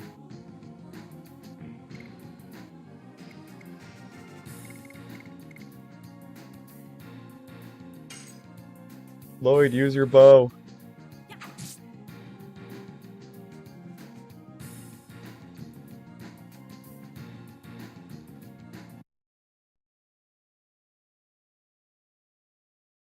What are we looking for here? Zeeg, Dragoon attack. Okay, I found Flame Shot.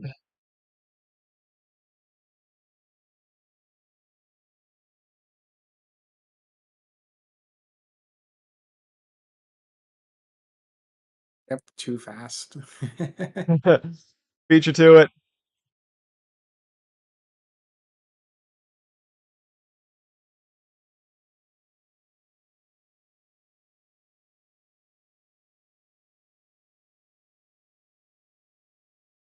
$41.39 for darts.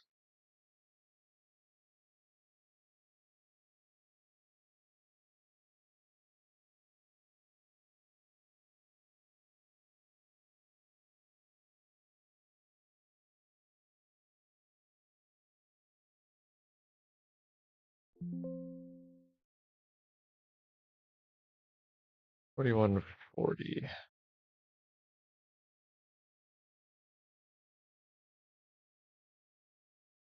Let's give this a try and see what happens.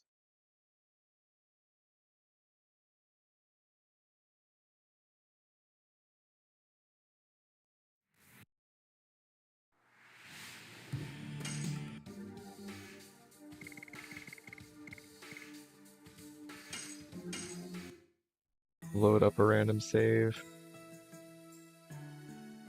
Doesn't need to be anything specific.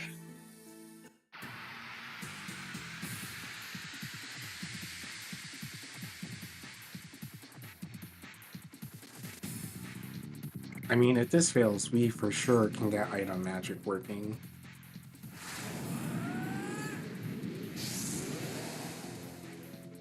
Well, single target. Single target still works. Yeah.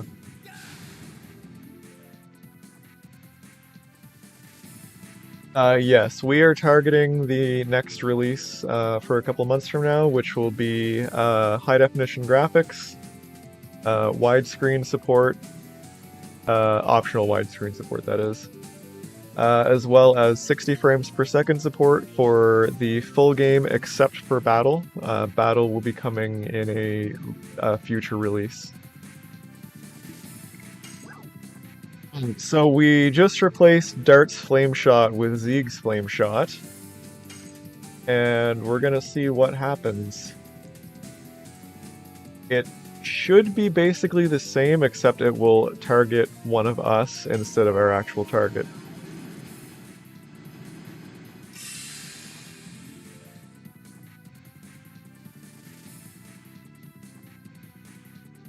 Yep, that's Zeeg.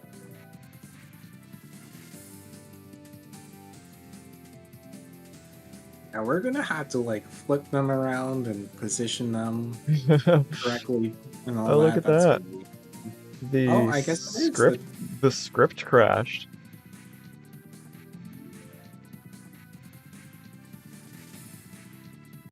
works on emulator, but we know they're ignoring so many issues. Yeah, retail basically doesn't do any error checking whatsoever. So there's a lot of stuff that is actually super broken in retail. But it either just miraculously doesn't actually manifest as anything noticeable, or it's like so broken that it like wraps back around and fixes itself.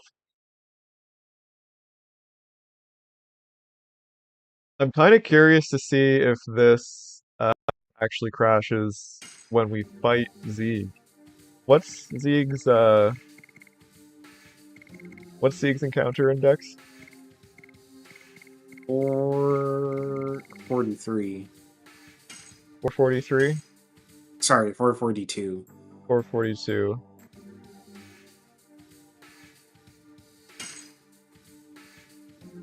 Re-enable the fading effects.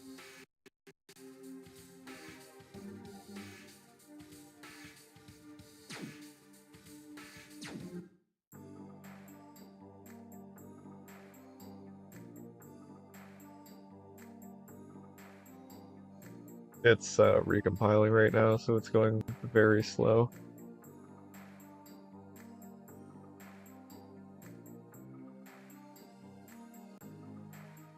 There we go.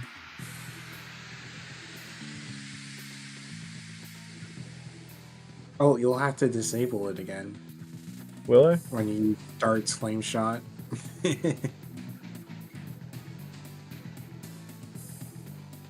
Oh, forgot to put Dart in the party.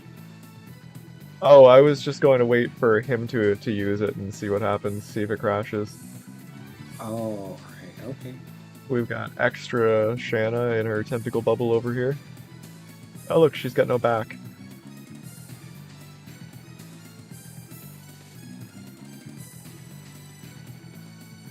Very common for stuff like this in older games where they just modeled the smallest amount of stuff possible, because modeling anymore would just cost resources that they absolutely did not have. Yeah, I'm just gonna guard for a while and hope he uses Flame Shot on me.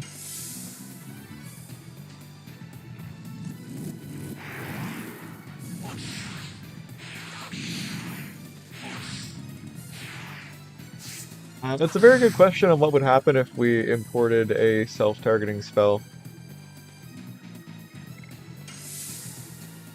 I want to say that Dole's shield would still shield the enemy and not whoever is using it. We needed to shield Vampire Kiwi. The ultimate version. Yeah. Hey Zion Watcher.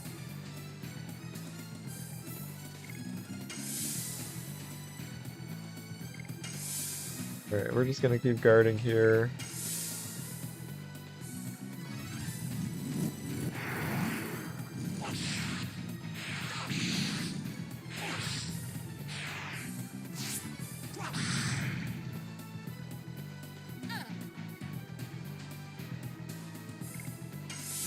Wow, you missed me. I mean, speed it up using the debugger at least.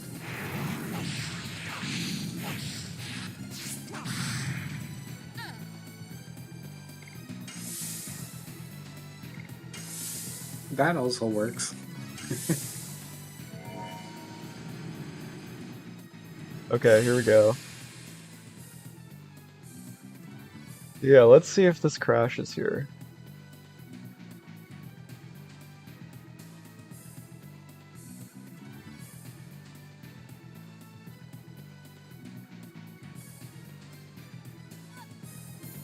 No, no crash. So I'm thinking what's going on there is it's trying to do some sort of math to do a table lookup, but since we are targeting something it's not expecting to, it has an index that's like way out of bounds, and it's ending up trying to read outside of the script somewhere.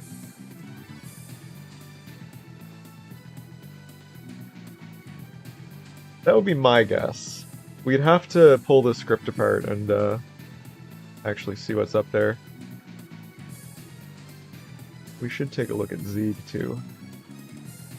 This seems like a really impractical sword. I feel like it wouldn't have great balance.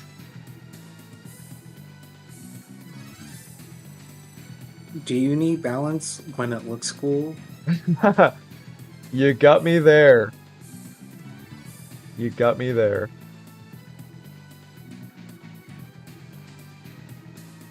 You know, maybe it's like the Monster Hunter Greatsword. He just wants the extra power when he's slashing.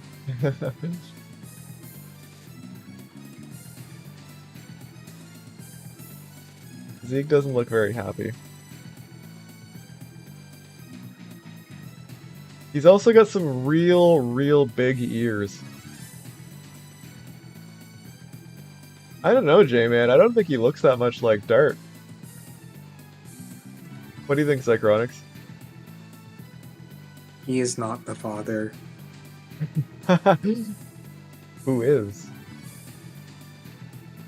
Give him a Snickers, yeah. He's got a real square jaw. Dart's pointier. Maury Povich is the father? That's a plot twist. We're gonna have to put Maury on Maury.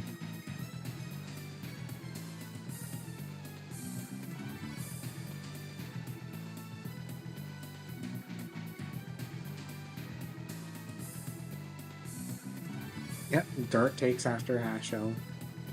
Yep. It's actually why in Hell Mode I made their new battle additions somewhat similar. Yeah. Both of them Hint. charge up. Yeah.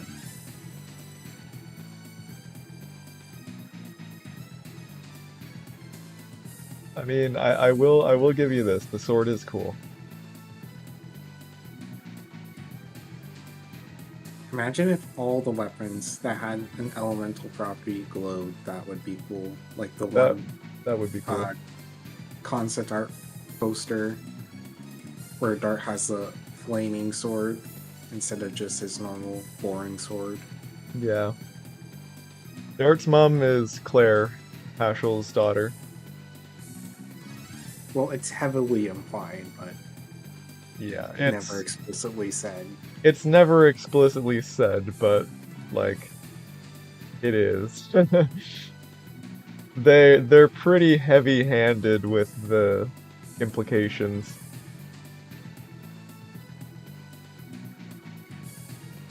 Yeah, Hashel is Dart's grandfather.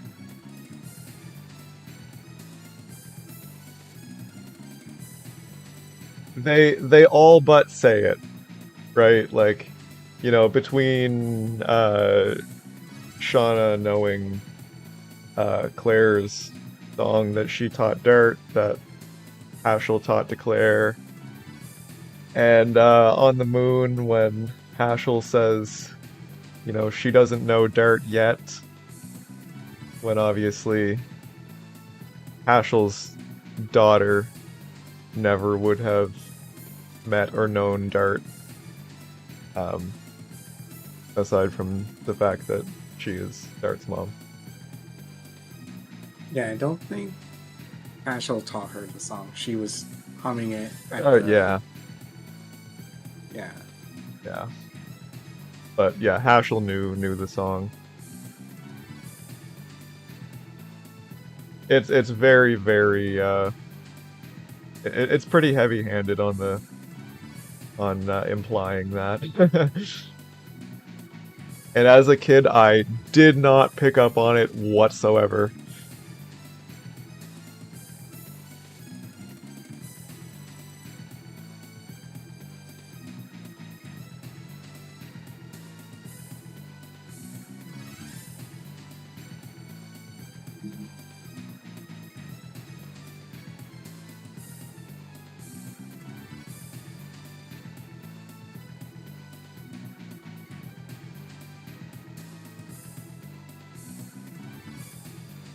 I just realized I had Shannon in the party. Awkward.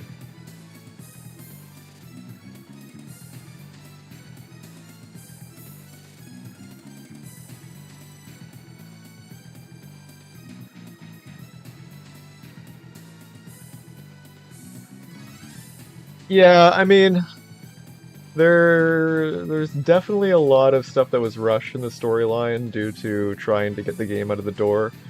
But at the same time, you also have to consider, like, story-wise, they're basically trying to, like, prevent the end of the world and, stopping to sort of, like, imagine if Ashel went up to Dart and was just like, yeah, so I'm your grandfather. That might be a little bit distracting in what they're trying to accomplish.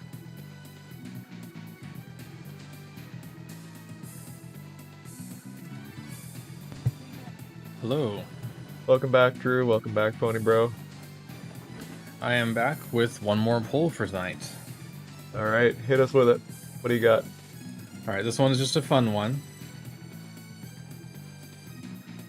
And the question will be, what is your mother's name? The options are Claire or other. Claire or other? I think it's a very good question. Let's I'm looking see forward to if, seeing what the percentage is. We'll see if real life mirrors Legend of Dragoon. And Albert's what was- knowledge of name statistics. What were the stats, Drew? Do you remember? In game? Yeah. Oh god, it was like 1 million people. I don't know, 4%, something something. 4% of 1 million people. No, There's a lot of people. Let me check. Disc 2. It's in Disc 2 dialogue. Sinned. I hope you know that you just sinned by doing that. The Sinned Sinner.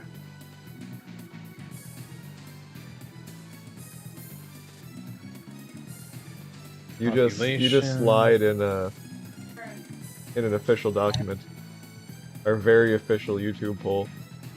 Oh, so I was searching by the word population, but I only typed the word partially, and I got popularity as well in the search results for the script. And apparently Pelpy is very popular. Oh, good. I'm happy for them. Okay, Albert says, let's say the population of any continent is about 1,550,000 are women. According to the statistics of the Royal Personnel Authority, this is a real entity in the game.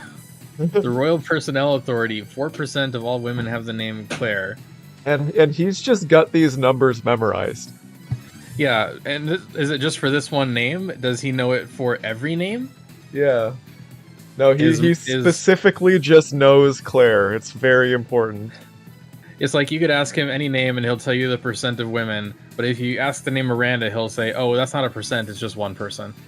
Yeah, so we've got 550,000. You said 550,000? 4%, that means there's 22,000 people named Claire. That's a lot of Claires. That is a lot of Claires. And they're all Dart's mother. Every goddamn one of them. It's weird. I mean, you can have a lot of moms. I mean, chosen family is a thing, right? That's true. I got chosen family. I'm sure a lot of people here have chosen family. I bet every Claire in Endiness would adopt Dart. Pony Bro says, how did Drew know that my mom's name was Other?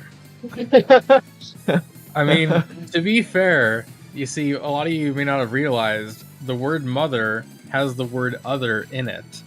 So it's automatically correct. Look at that. Get your Mind tinfoil blown. hats on, everyone. We've got a conspiracy on our hands. I didn't even plan that.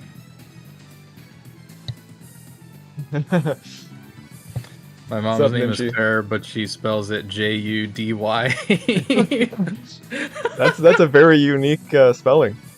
Yeah, I mean the J is I've never heard that one. It's over the rest of the letters. It's all silent. It's all silent. Oh. How much experience did we have before starting the project? I mean, Corey was a senior engineer, but wasn't exactly known for reverse engineering games. Right? Yeah, no, I knew literally nothing about Legend of Dragoon's code, the PS1 architecture, MIPS assembly, or reverse engineering. So, there you go. It's like that for a lot of us. Like, I didn't... statistically, yes, sometimes you go into something knowing what you're doing. Like, it just is that way. But with LOD, it seems to be the case a lot of the time where we just fell into it. I was just a curious fan looking for different concept art, and I realized different sites had different collections of concept art, and I was like, how am I supposed to know if I've seen them all? They have different lists, and some are missing on the other one. So I decided we should have a place for all of it. And then years later, I realized, oh, I'm an archivist now.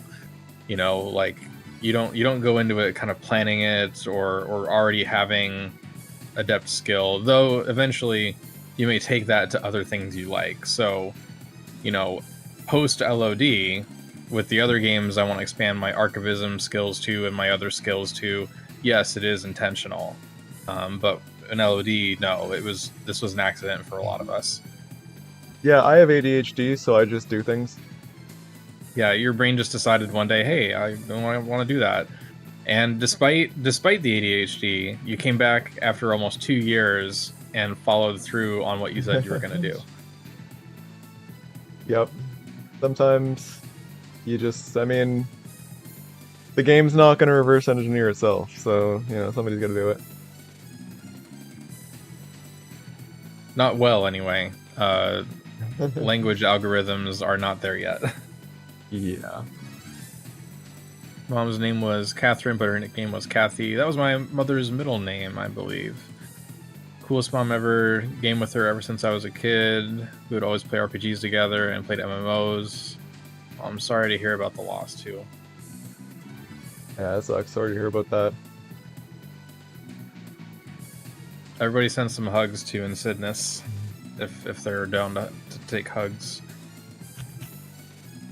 I'm going to send you some Stardust.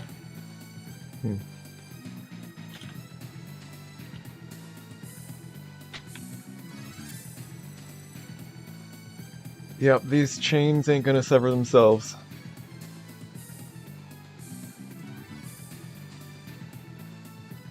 Hugs from everyone. Yeah. It's a community. I think we're officially past Greendale level too, aren't we? Yeah. We're getting there for sure. We need like a Dean Pelton equivalent. We need someone to be that. I need someone to be that. Well, maybe you should be the Dean Pelton. I can't do it. No. You can't. You're just not Dean enough. God, if I was a character from Community, I would be a cross between multiple different characters. The Dean is already a cross between multiple different characters. He is, and there was that day when he came in to see the group, and he was like Two-Face, basically. Like one half of his body had one set of clothes, and the other half of his body was completely different. Yeah. You've never Lying seen down the Community, middle. Denny? It's a great Come on show. now. It Watch is a great Community. I did not think I was gonna like it at all, and a few people in the server were like, "You should watch it." So I checked it out, and it was so brilliant. I do not watch a lot of TV. Like, I think the last movie that I saw was probably like 6 or 7 years ago. I don't have like cable or any streaming platforms or anything, but Community is one show that I've watched, and it's pretty great. Okay, I'm ending the poll. So the final results are... Oh, it's a bit of an Okay. anomaly, actually. Hold on here. So, 2 issues. First off, the votes only add up to 99%. Yeah, That's the I know. first issue. Also, these numbers are way off of Albert's 4%. So, Yeah, so we already had 2 people come forward and say they were lying. yeah, I think Albert's number was too conservative. It's more that 15% of all women are named Claire, and not 4%. 15% of women in That's a Ennis named Very Claire. popular name. Let's do the math here. 15%. All right, so we've got 82,500, and still every single one would adopt Dart. Yeah. They've all... I don't even... Why is it only 99%? It's because it's a fraction, I guess, because 27 votes. Yeah, it's a fraction. Oh yes, sorry Ninchi, I missed your message there. This is Hoax beta map. So this is never actually used in game, but it is Hoax during the daytime and undestroyed.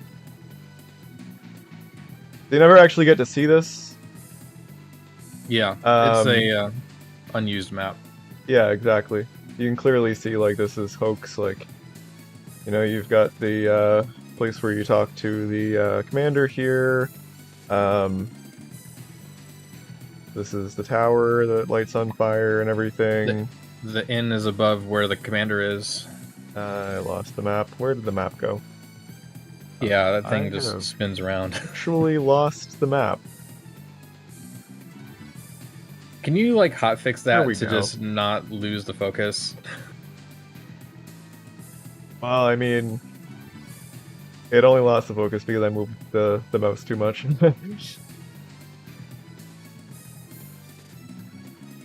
But yeah, so this is the Hoax beta map. There's actually not a lot of beta content left over in Legend of Dragoon, but there is a few things. I mean, Chaotic Stream, do we want to show one off? Yeah, let's show a little bit of beta stuff. Why not? We have done a little bit of everything here. It's a smorgasbord. Oh no, how do I, Oh, we're at the end of the I game need now. to find the def. Or maybe we can calculate it? What are you looking for? Doom probably won't have it listed in here. So if we can find the burnout def, I could calculate the Wait, we're fighting. def I want you to pick up. We're fighting Dole again. Do you Oh, normally no, fight him sorry. twice in a row? Not. There's a specific beta item.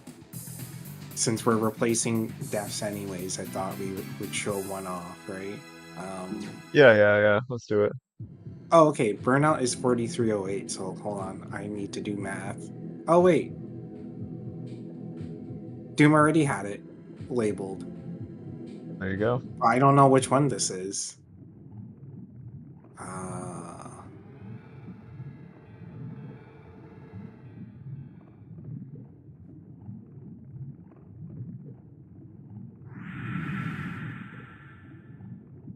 Fun fact, the original translation of Melbu was Merv. Merv Frama. Yep. So we could have been talking to Merv Frama right now. And the main character, Dirt. Yep. Dart's name was also Dirt. Some of my earliest machine translations of the JP guidebook, until we could get some proper help from volunteers who knew how to speak the language, the machine translation would sometimes tell me like the party Dirt at all, and I was like, it's not Dirt. It can't actually be Dirt. It's got to be Dart. It's like the guidebook was a bootleg farce or something.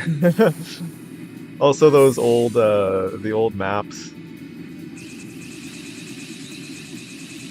with like Meal Cizo and stuff.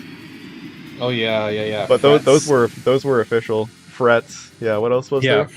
I love the name Frets. The marshland was just bog. Now, since you brought up the map, I'd like to mention something quick. Hi, Ryu from the streets. Sorry, from streets. I don't know what streets is, but hi. Go ahead, Drew. So, with the map, there are at least two known versions of the world map. That being the not just the map you see in game, the map that was like released as part of a press kit. Two versions of it have circulated online since the beginning. One of them has later names, and one of them has like earlier names that were like more inaccurate. Some of the names stay the same between the two maps. I'll probably do a comparison and post about that at some point. But Evergreen Forest was going to be Coniferous Forest, for example. Like I said, Marshland was Bog. Frets instead of Flets, so Frettz. There was some really interesting spelling choices for that map.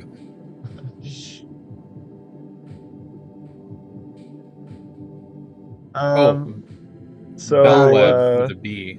4379. 4379. Black hole. Yep. That sounds Have you fine. not seen these before? No, I've never seen them. This is the first for me. All right, so we're looking at some beta content, some unused content. And what are we replacing here? There's two burnouts. Which one? Replace the second burnout. The first one is not used anywhere. 4313. I hope.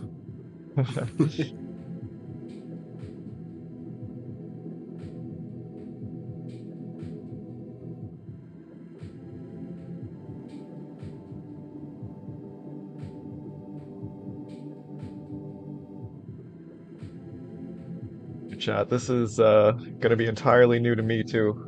I've never seen these beta items before. Favorite things are plain bread, water with no ice, and dirt.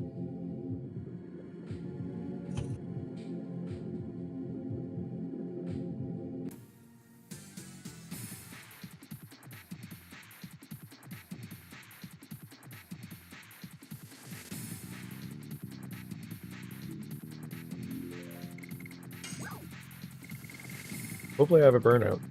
Alright. So we're seeing this for the first time. This is a beta item. Hopefully it will work here.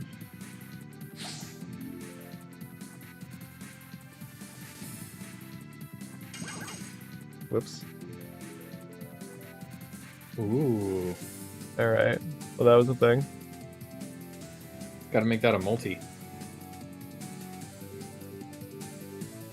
we have anything else, Cycronix?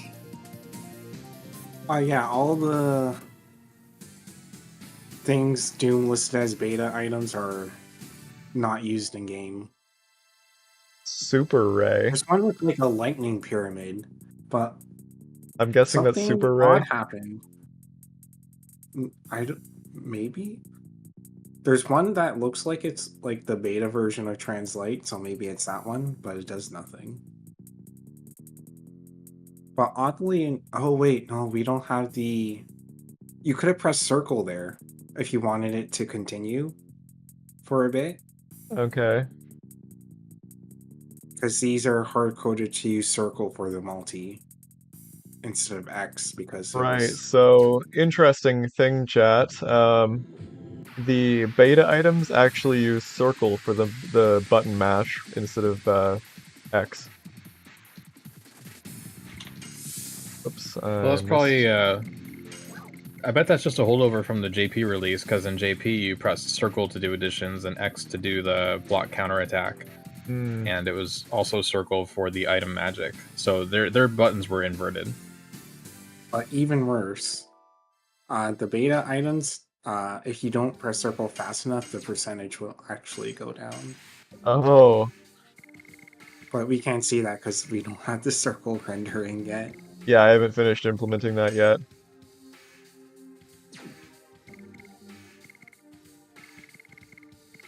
Let's see, we'll load up the shack save. I think I've got a few burnouts here.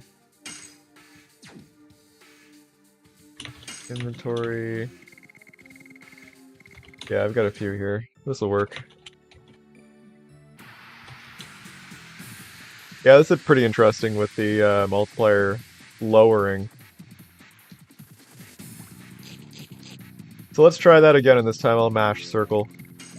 I'm just surprised that server change didn't crash.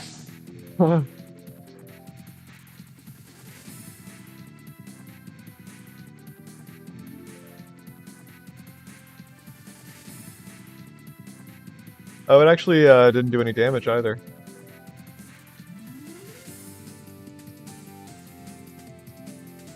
Do you know if it's supposed to be a multi or not? Is there any way to detect that? I mean, you can. Can't you tab to switch the old renderer to see that? Yes, I could do that. Oh, that's an idea. So let's switch over to the old renderer here while we're using this. So this is what battle? Well, I mean, there's some stuff missing here, obviously, but this is the This is the original quality, and yeah, this is high quality.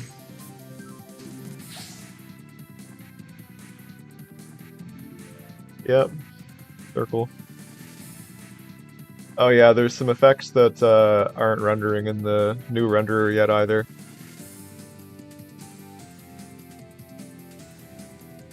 Okay, so let's swap this out for a different one. What is labeled as Super Ray.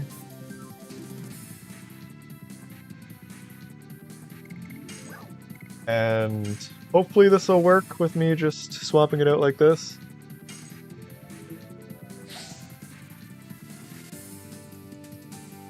Oh yeah, here we go. Ooh. That one was a little more interesting. You did Rose and Maru percents of damage. Cool. And there's just a couple that heal the enemy. Beta item 11 brown things. That I don't remember what that is. Looks like it crashes.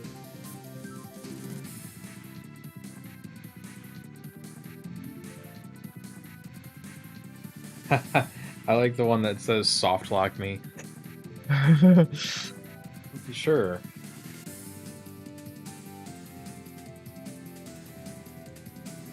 What are some other beta maps? There's Beta Celeste. Map 8, I believe, or 7.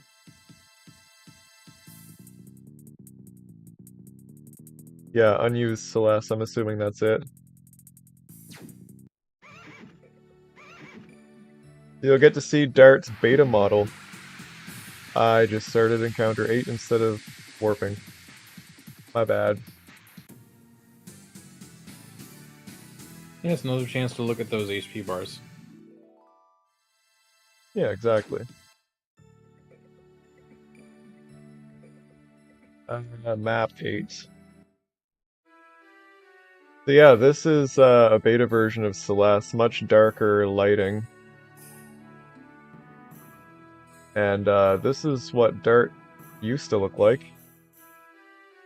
Hey, quick question, Corey. Yep. Did we ever check the debugger to see what the full list of animations is on this map? If we stop right now, it's going to crash because he doesn't have an idle animation, Uh, and the game will try to put him into an idle animation. Or can we Well. disable that check since we're already messing with the code so much?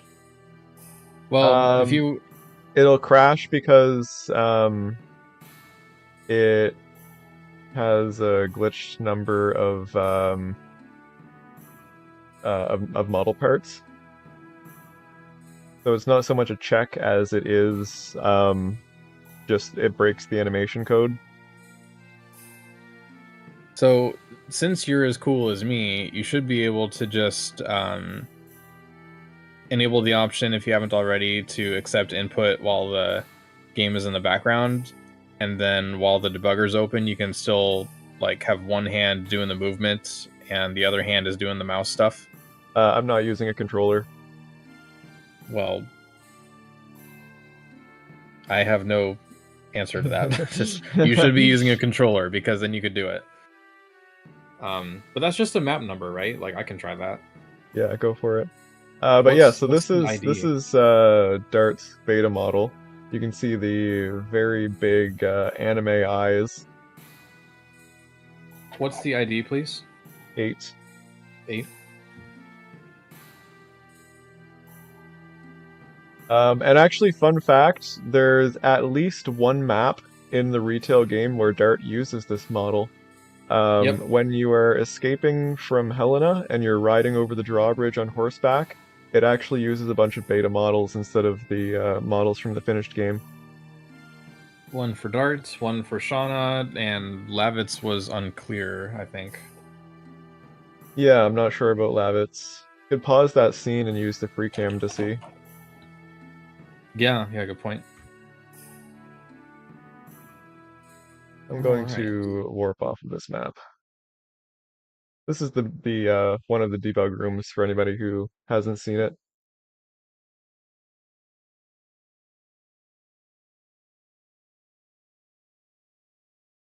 Oh, still need to finish that video. Yeah, We'll get there. someday. It's less... the community spoke, and their vote was for the weapon modding preview, which is coming along. That'll Yep. probably be out by the end of the month.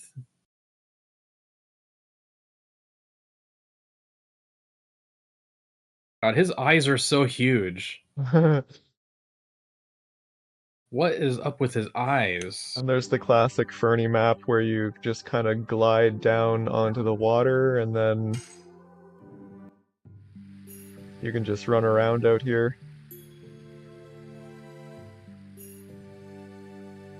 Unfortunately, the doors don't actually work, but still pretty amusing. Okay, so the beta model is hilarious. Yeah.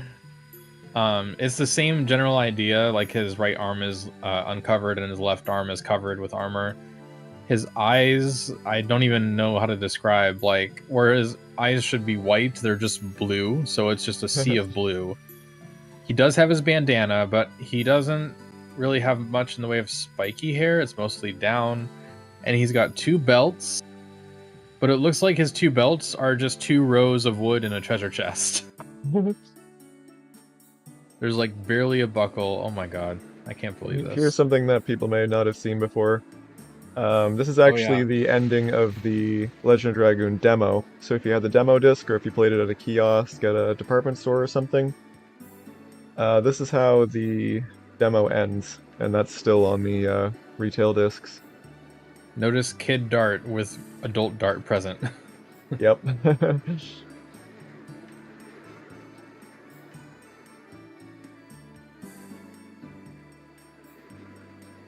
Yes, that kid was actually the Kid Dart model.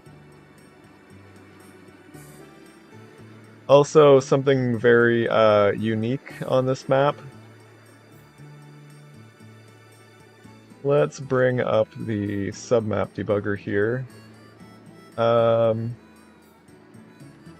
I want to find Martel. I think this might be her.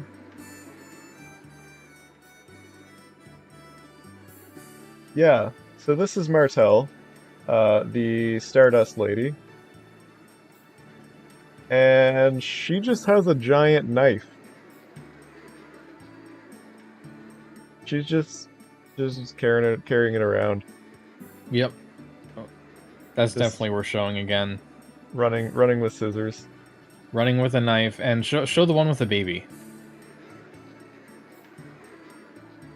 These are all... Yeah, talking with the knife.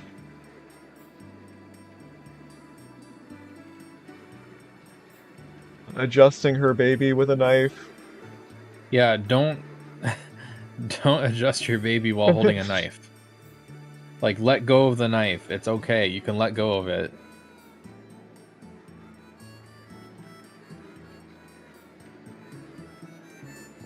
Alright, I've checked the beta map, and I can confirm that there is only darts walking and running animation, nothing else.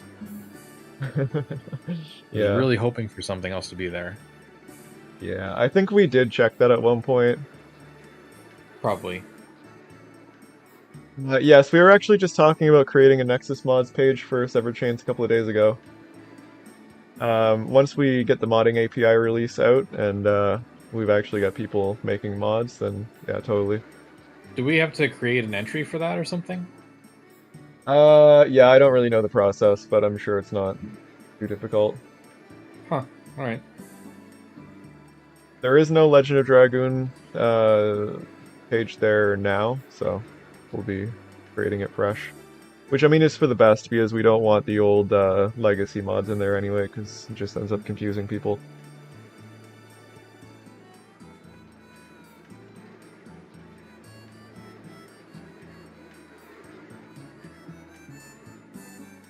Alright, well, I think this is probably a good place to wrap it up. I mean, we got some pretty fun stuff finished here, HP bars, and we got some attacks for Lloyd kind of working. Zychronics, Drew, do you have anything to say before we go?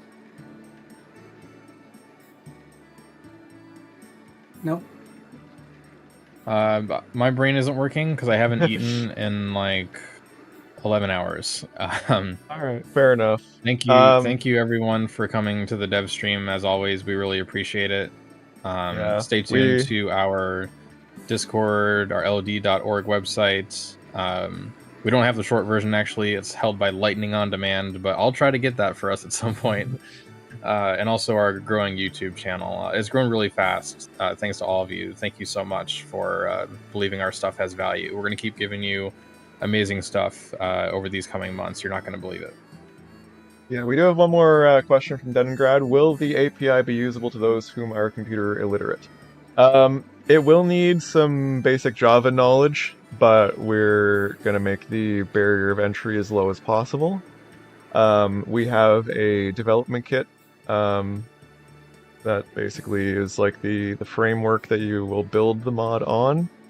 And we are planning on having all kinds of tutorials for people to look over, imitate, take inspiration from, etc., etc. So it should be pretty accessible for the average person. But yeah, so thank you very, very much to all of my Ko-fi supporters. Sparta, my liberator. Deningrad, my warrior. My founders, the Packle, J-Man001, Shepard, and Fido Stick. My researchers, Zach, Sonlin, and Ninshi.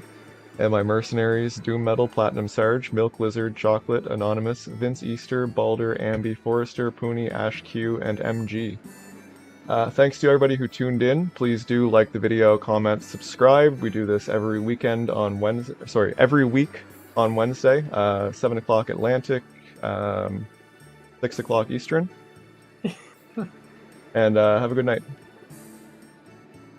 Night, y'all.